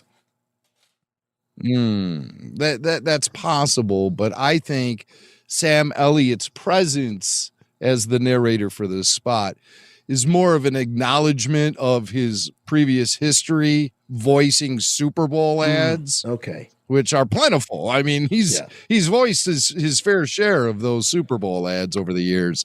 And I think it was just more of a nod to that history as opposed to his history in The Mandalorian and Grogu. But it would be cool to see, I reckon. I don't know. I don't know if it would be too distracting, like when Machete showed up as the Rancor keeper in the Book of Boba Fett. As natural as that role felt for Machete, it was just too much of a distraction. It was like seeing Tim Meadows in The Mandalorian. It was just too much of a Jack Black. It's those types of casting distractions. It either plays off as stunt casting just to get us talking about the absurdity of seeing someone like Lizzo in the Star Wars universe, or it's just, I mean, really, is Tim Meadows the best man for that nondescript, forgettable role that anyone could have played in The Mandalorian season 3? I don't know. It gets distracting. So a Sam Elliott, you drop him into The Mandalorian and Grogu, and he's pulling off all that old Western stuff. Like this is The Unforgiven 2, then no, I don't think so. Blake called and left us a line on the RFR switchboard hotline. Rebel Force Radio. It's Blake from Florida. What did I think about the Mando and Grogu Super Bowl ad? Yay. I thought it was about as exciting as the Super Bowl itself, which was not exciting at all. And I'm saying that as a huge football fan. I am happy the Seahawks won. But yeah, let's be real, guys. We have not had a new Star Wars movie in the movie theaters since The Rise of Skywalker. The shows, in my opinion, have mostly sucked. The fandom is very up and down right now. We needed more hype for this film. And the first trailer that came out, what was it, a few weeks, months ago, whatever it was, it doesn't have as many views on YouTube as it probably should for a Star Wars movie. The reception when it came out was very mediocre. Personally, I didn't love it. I didn't hate it. I thought it was just fine. But this ad, like, why did Disney pay $8, $9, $10 million for a spot on the Super Bowl for what's essentially just kind of a silly joke you could have put on YouTube or Instagram for free? Like, was this Bob Iger's last move before he left the office to troll us? I don't understand. Or was this Kathleen Kennedy's doing? I don't know. But it drives me absolutely insane. I don't, what are we doing here? What are we doing? And I was thinking, too, there were some really cool movie trailers during the Super Bowl I saw. But, there was no MCU, Doomsday trailer. I think there was a Supergirl. I'm not 100% sure. But this had a chance to shine on its own, and they chose to do this. And I don't understand why they're not trying to hype this movie better. But those are my thoughts. That's my hot take. Looking forward to what you gentlemen have to say. So may the force be with you. All right. Well, I couldn't agree more with Blake from Florida. I think he nailed it. And I feel the exact same way. Missed opportunity, and I could have appreciated the cleverness of it, but just in a different context or with less hype going into it. It would have been a nice surprise, but going into it thinking that we were seeing a trailer, yeah, it ruined it for me. Yeah. For the record, the Supergirl trailer was aired during the Puppy Bowl. where Boba became MVP. That's right. Our MVP, Boba. So, yeah, you get all your Puppy Bowl coverage here on Rebel Force Radio. Really, the last place in the world you'd expect to find Puppy Bowl coverage. But if you're going to make Boba the MVP, we're all over this stuff. Plus, I watched it anyway. I enjoy the Puppy Bowl. I love dogs. So I did see the trailer for Supergirl during the Puppy Bowl. And the tie-in was, of course, Crypto is going to be in the Supergirl movie. Oh, all right. So that's it actually appears. Well, yes. At the end of the Superman movie, there was some discussion between Superman and Supergirl over who was the actual owner of Crypto. And it appears that it is indeed Supergirl. So I'll be tuning in for that at a movie theater this summer, I guess. So the other trailers that were shown during the Super Bowl included the Minions, the sequel to Tarantino's Once Upon a Time in Hollywood with Brad Pitt. That looks kind of cool. Steven Spielberg's UFO movie, which name escapes me right now.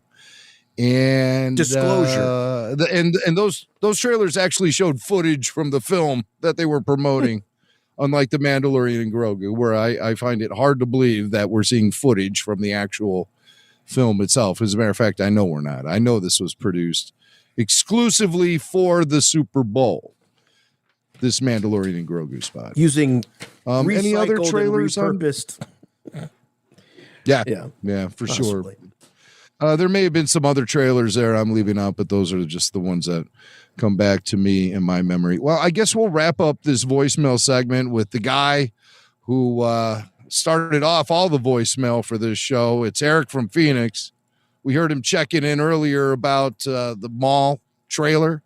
Let's hear what he has to say about the Mandalorian and Grogu Super Bowl ad. Hey, Jason. Hey, Jimmy. This is Eric from Phoenix, and I'm calling in regards to the Mando and Grogu commercial, if you will, teaser that was on the Super Bowl. And, I got to tell you, I was not a fan of it. Certainly, I got the nostalgia, the Budweiser feel, but, the Tauntauns look pretty darn fake. And, I was disappointed in the spot. Now, I understand why they did it, and I understand what they were trying to do, and did it work? I don't know. Did they get casual people interested in Star Wars by having that on the Super Bowl? Yeah, I'm sure they did. There's people that didn't know there was a Mando and Grogu movie coming out. Maybe didn't even know there was a Mandalorian movie.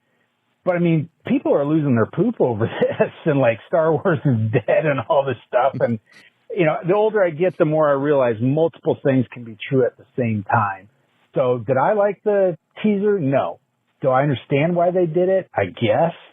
Does that mean the movie's going to be terrible? No. I think the movie could still be great. I think the movie could still do really good, and I'm still excited to see it. So multiple things can be true. I was just disappointed we didn't get an actual trailer, something more akin to the trailer they released for the first season of The Mandalorian that I think really set the tone for what the show was about. That's what I was hoping for. So anyway, looking forward to hearing your discussion. May the Force be with you. Yeah, I did see some of that stuff online. I love the Star Wars is dead people. I'm sorry, there's no product or film or anything that is being advertised during the Super Bowl that is dead. That's just not happening. Not happening. No, Star Wars is very much alive. We're just having a little spirited debate about whether or not this particular spot was the right call. And just like, right. It's interesting. There's so many parallels between being a fan of something like Star Wars and being a sports fan. So you had it's kind of fitting that this happened during the Super Bowl, because are we still going to be rooting for Star Wars? Are we still rooting for Star Wars? Absolutely. I just think that there would have been a better way to promote this film with the huge platform that is the Super Bowl. It is unlike anything else. Back in the day when things like the Oscars or Who Shot JR even, drew as many viewers as the Super Bowl, you'd have several bites at the apple throughout the year. This is the one time that you get appointment watching like appointment watching used to be. And I think it was a missed opportunity. And no more self-produced Star Wars parodies, please. I don't mind Star Wars parodies when they're coming from guys like Seth MacFarlane or Seth Green, but I guess you got to be Seth to really pull it off. But these guys are not. It's just too... I mentioned on our Jedi Council chat, Jim, I don't like when Star Wars references itself. I don't like self-referential Star Wars. I think it starts to fall apart and get corny, and the sequel trilogy had some of those self-referential moments where it's like, I don't want them to know that they're in a movie or in a story. Keep me in the universe. Yeah. Yeah. Do we really need to have the Mando and Grogu knowing that they're shooting a Super Bowl ad? It almost feels like they're in on it. Yeah, right. And they're getting paid for it. Yeah. But I do appreciate Eric from Phoenix. I like his pragmatic approach to all of this. Sure, we can say that this ad was maybe a disappointment, or maybe not what we were looking for, or definitely not in the type of tone where we are going to be taking the Mandalorian and Grogu film seriously. However, that really shouldn't affect what we think this film is going to be. No. I get nervous because I look at it and I say, well, they're not taking it seriously. Why should we? Mm-hmm. The marketing execs at the studio aren't taking it seriously. So they present us with this jokey kind of ad and stuff. But again, it all comes down to timing and things like that. I'm still just thrilled to see live action Tauntauns again. It's been a long time. Too long. It really has. Tauntaun will freeze before you reach the first marker. Then I'll see you in hell. See you in hell. Rebel Force Radio.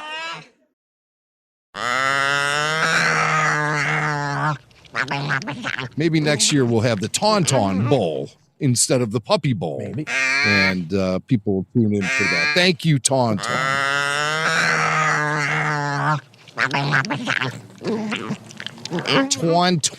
Tauntaun. You know, there was this writer. She was an entertainment writer for the Chicago Sun-Times. Her name was Cindy Perlman.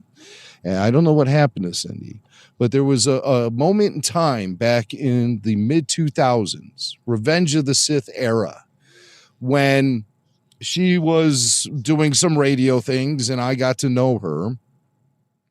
And she published this article about Star Wars, and she spelled Tauntaun, Tonton. And so I reached out to her. I said, Cindy, if you need a Star Wars proofreader, I'm right here for you. I am here for you. And so sure enough, she sent me a few things, and I gave them the once over just to make sure the spelling was correct, and any sort of factual information she was stating about the wars was right on. And as an exchange of thanks, she gave me her media press kit for Revenge of the Sith. When she went out to Skywalker Ranch, they gave her this binder filled with a bunch of stuff, and it was cool. Nice. It had Revenge of the Sith artwork on it and everything. So occasionally when I hear the Tauntaun being mentioned, I always think of that Ton business I had to deal with 20 plus years ago, and brings back the fond memories of adding that press kit to my collection. I still have it somewhere. I don't actually right now. I couldn't tell you where. By the way, the number of eyeballs on Super Bowl 60, right? Is that what it was? 60? Yes. Is estimated. They don't have the final numbers in, but estimated to be around 130 million, which is just it's huge, big numbers this year. Yes, it's every TV. Yeah, just about every TV. So that was fun. Super Bowl Sunday. You know, the game and the Mandalorian ad weren't exactly as dynamic and exciting as we wanted it to be, but it was still there. Yeah. So we were able to, gave us a good excuse to fill up that bowl of guacamole and get those tortilla chips working. Because, oh man, were we eating in my house? We had those weenie wraps. The Smoky Joe's. We had the guacamole. We had the tacos, queso birria tacos. Oh, excellent. It was insane around here. Yeah. It was just did chili. Chips, we did chili and chili's a good one. Yeah. In the the little scoops, chili boats, those little corn. What are they? Fritos. You eat the bowl. Yeah, you eat the bowl. Yeah, right. You eat the bowl. How exciting! Good times. How exciting! Good times. Only in America. Yeah. So we have a comic book rumor. Oh boy! I just wanted to throw this out there because I thought this was kind of interesting. But the rumor going around is that Star Wars versus Avengers by comic book legend Mark Millar is coming from Marvel Comics, perhaps this year. This is a rumor being floated out there by Bleeding Cool. Bleeding Cool is reporting this rumor about a possible Star Wars Avengers crossover comic. And Mark Millar, who hasn't worked for Marvel for quite a while because he started up his own thing and had a deal with Netflix. And remember that show that our buddy Matt Lanter was in, Jupiter's Legacy? Yes. That was part of a Mark Millar. Yeah, that was a Mark Millar deal and stuff. But I guess he's been dropped by Netflix. He had a good run with Netflix. I think he signed a deal with them around 2016, 2017. But apparently he's a free agent now and probably looking to get back into comic books, after dealing with Hollywood for the last couple of decades. Could blame him? He's had enough. Yeah, who could blame him? This was exactly one of the things I was nervous about. We joked about this when Disney acquired Lucasfilm. How long is it going to be before we see Star Wars versus Marvel? And we laughed and we thought, well, no, they wouldn't go that far. Disney didn't even like to see crossovers between classic Disney characters and Star Wars characters. No Jedi Mickey anymore. No Boba Goofy or whatever it was. But we're going to have potentially a comic book series, an arc, where the galaxy far, far away collides with the real world. I mean, more real world, I guess, than Star Wars in terms of, at least they're supposed to be living on Earth. This just does not make any sense to me. I don't think it's a good idea. And when you were mentioning earlier about it's just another franchise now, it's just another property, this says that loud and clear to me. Yeah. Just another box of characters in the Disney drawer. It will further reinforce the whole idea that Star Wars and Marvel are interchangeable. And it will become true if this crossover actually goes down. But I do have this to say. Star Wars comic books have been meandering for the last several years. The sales figures are in the toilet. In 2025, Star Wars did not have a single title go into the top 100 of sales for the month in which it was released. And they only had one title reach the top 200 throughout the entire year of 2025. The comic book line for Star Wars has been running on life support because it's not selling worth a damn right now. And that's something that's been unheard of when it comes to Star Wars. Star Wars has always had rather dynamic sales. But this decade, the 2020s, have been a rocky one for Star Wars comic books.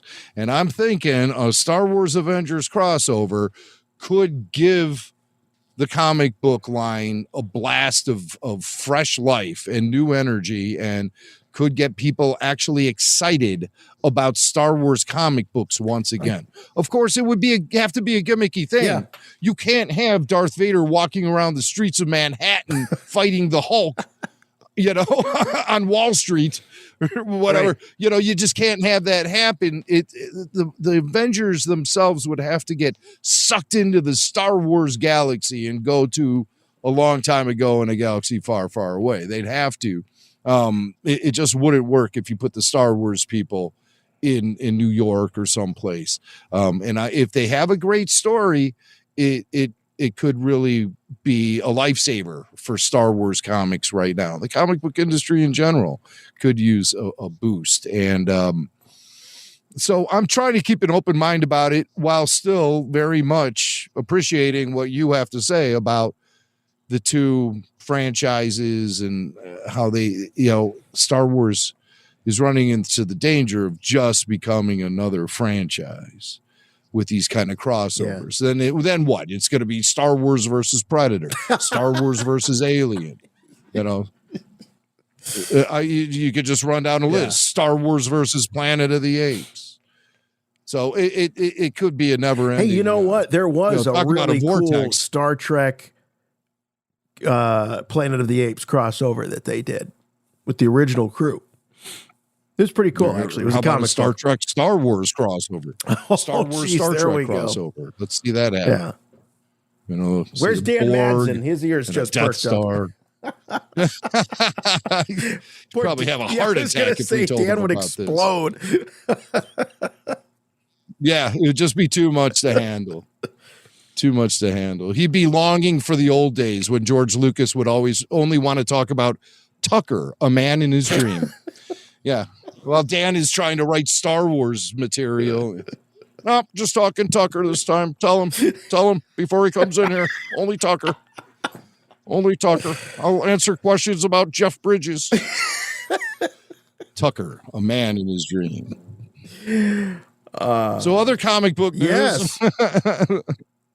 Other comic book news. We had a Jar Binks comic book come out this week. I read it, and I'm going to tell you about it. We have this new book, Jar Binks Returns, co-written by Jar himself, Ahmed Best. Mm-hmm. So Ahmed Best has got his fingerprints on this sucker.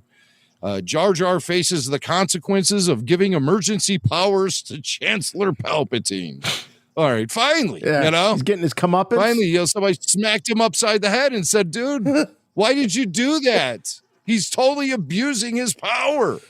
And so what happens is Jar Jar Binks goes on this starship that I believe is his personal ride, the Hey Blibber Duck. All right, and that's our next frame. Okay, the Hey Blibber Duck. Once again, ducks appearing in Star Wars. Well, they're canon. I think that's a famous reference to the Star Wars novelization when Obi-Wan Kenobi says to Luke, "Sometimes a duck is just a duck, Luke." So, yeah. Everybody remembers that famous Sir Alec Guinness moment from the original film. But it's true. It's in the novelization. What do you want from me? So, and you see that Jar Jar Binks has been reunited with his personal pilot, Rick Oley. Rick Oley back in Star Wars.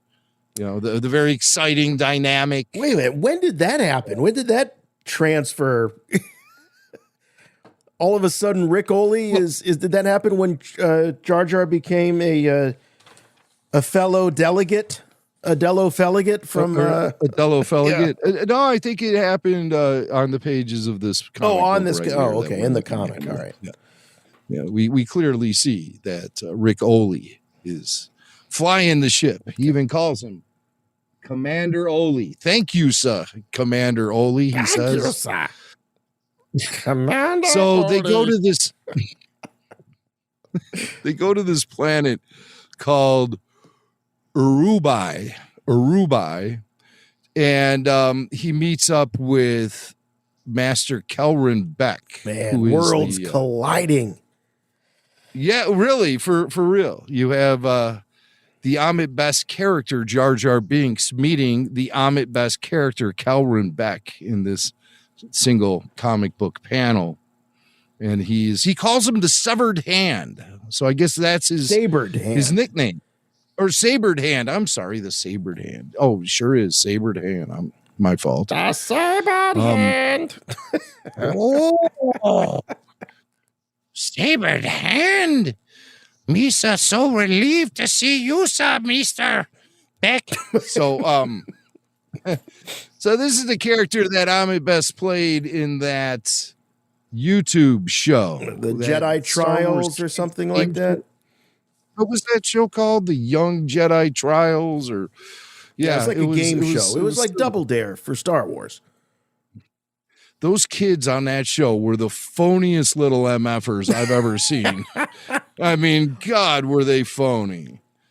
It's like they'd even try. Yeah, they were kid actors. They were totally kid actors. There was no attempt at any sense of authenticity or anything.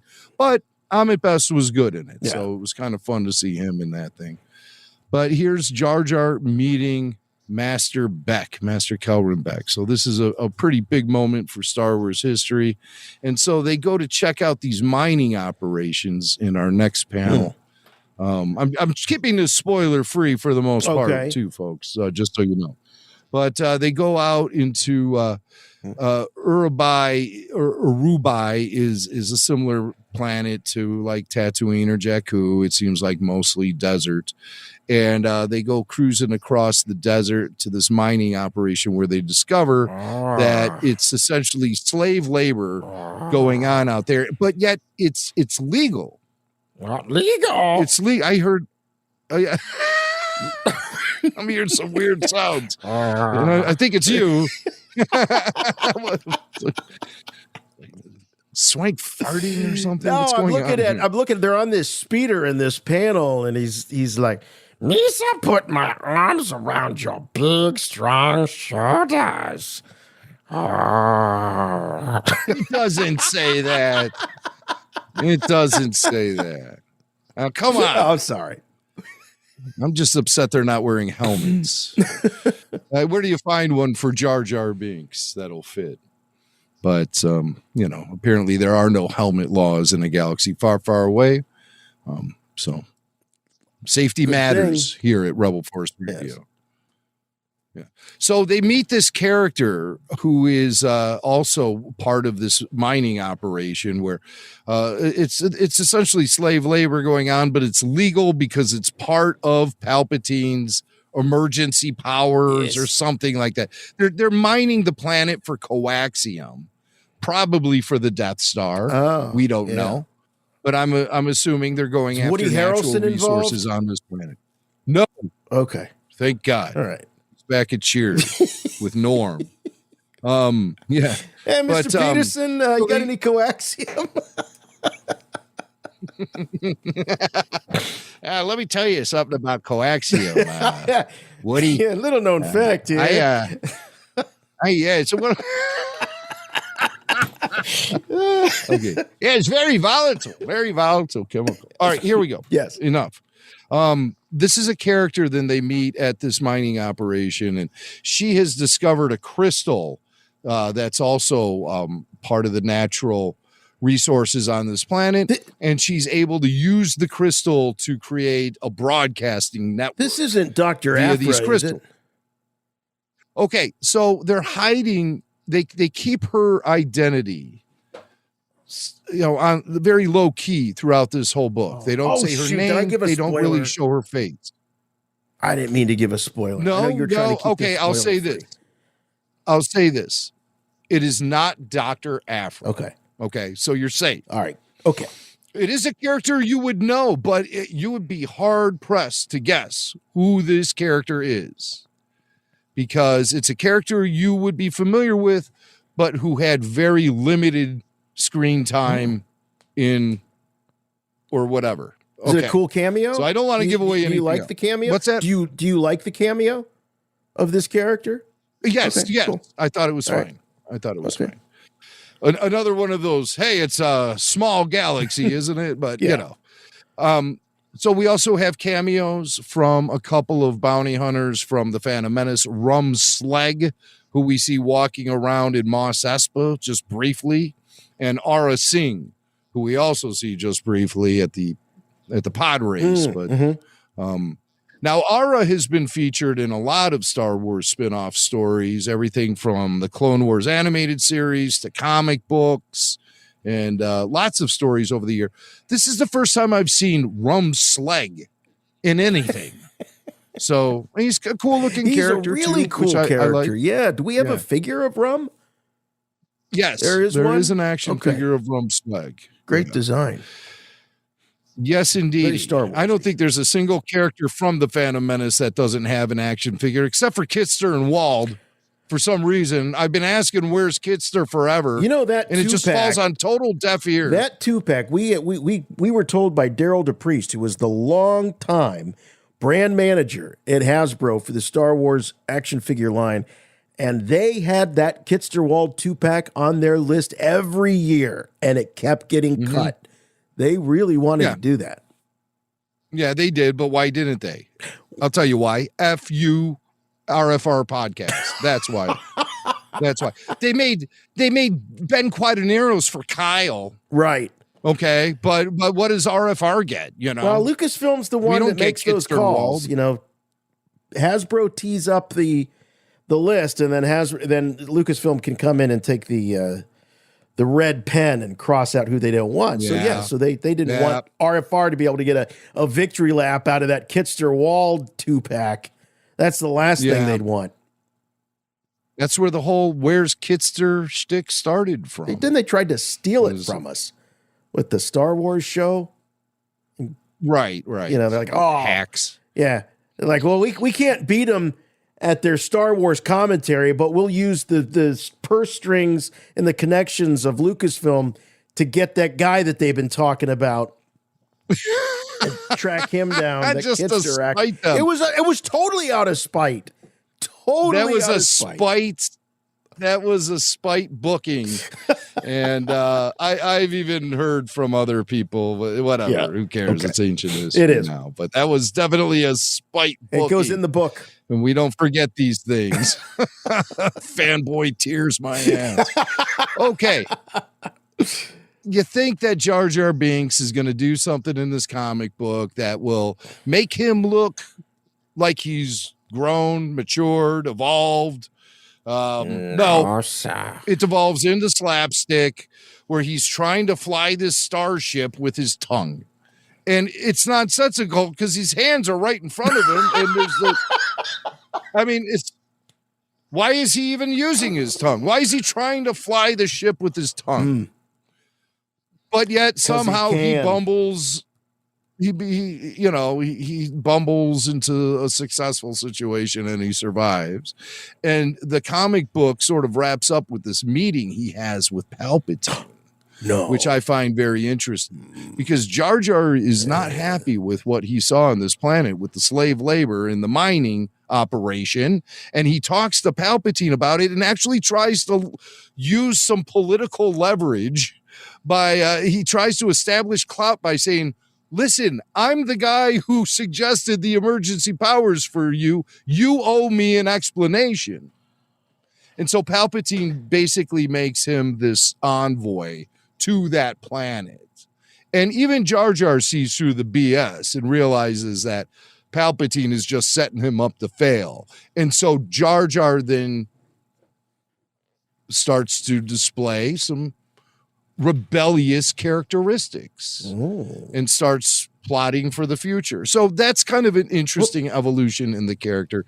There are other elements at play in the story I don't want to spoil, but I probably did spoil too much of the story already. But this is kind of funny here where it's sort of a nod and they give you this line with a nod and a wink when Palpatine is talking to Jar Jar. He says, you and Master Beck worked well together on this recent mission.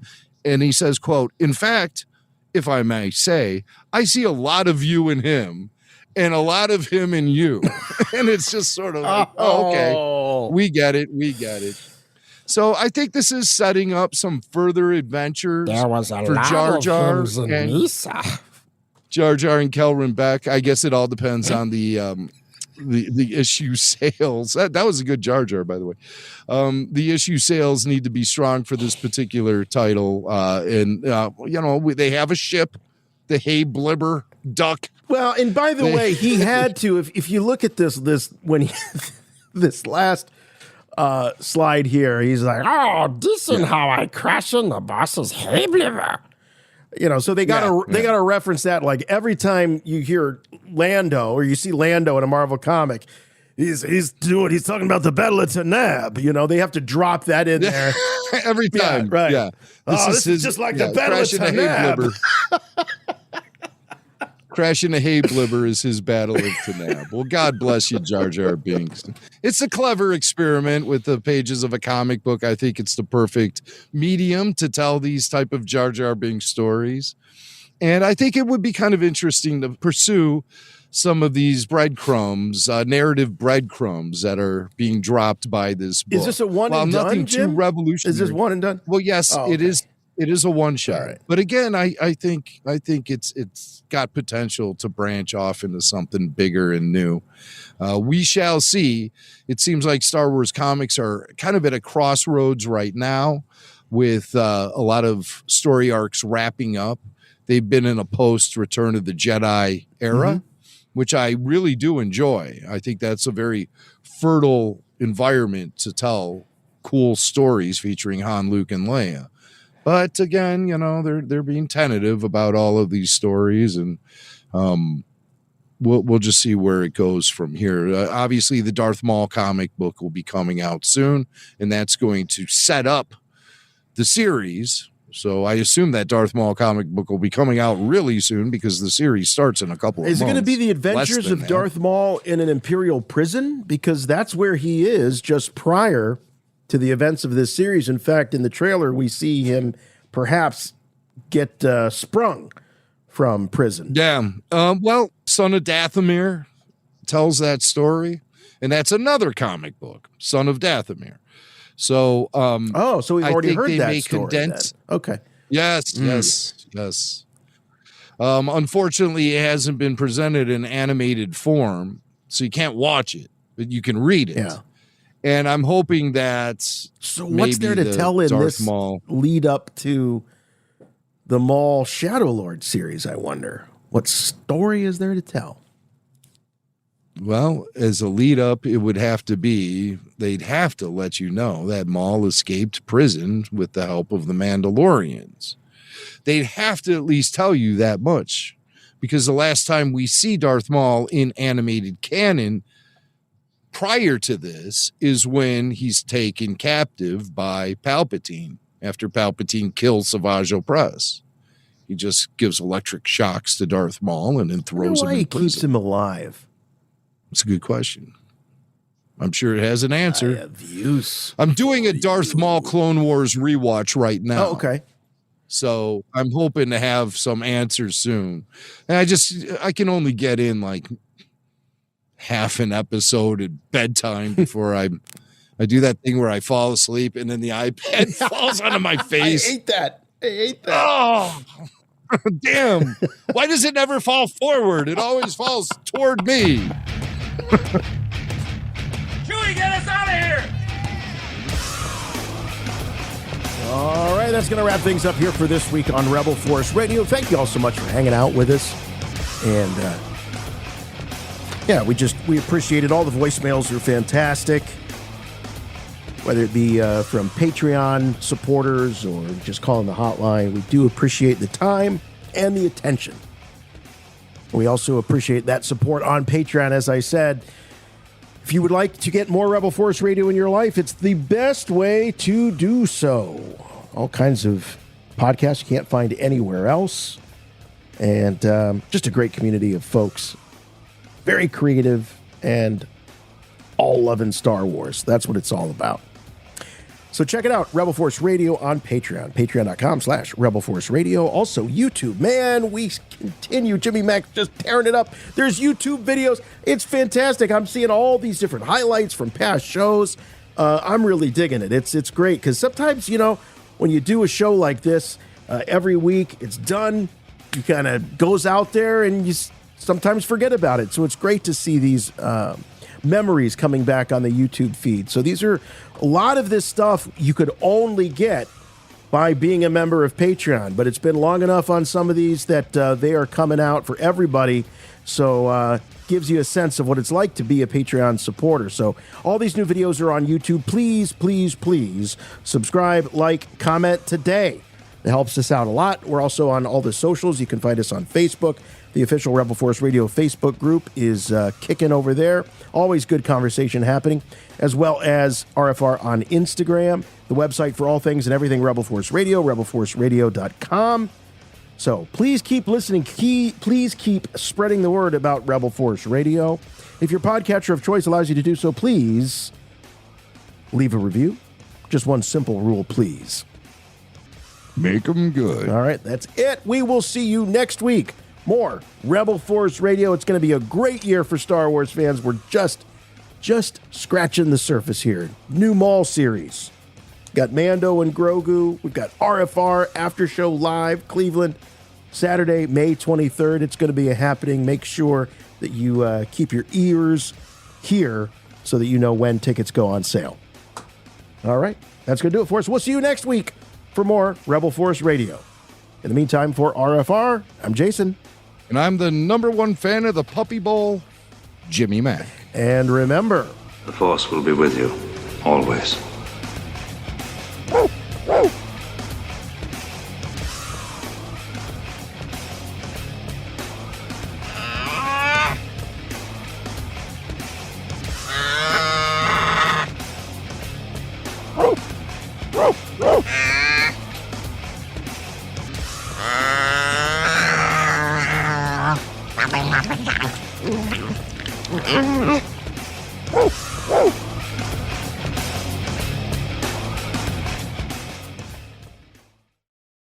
Forlom's crotch.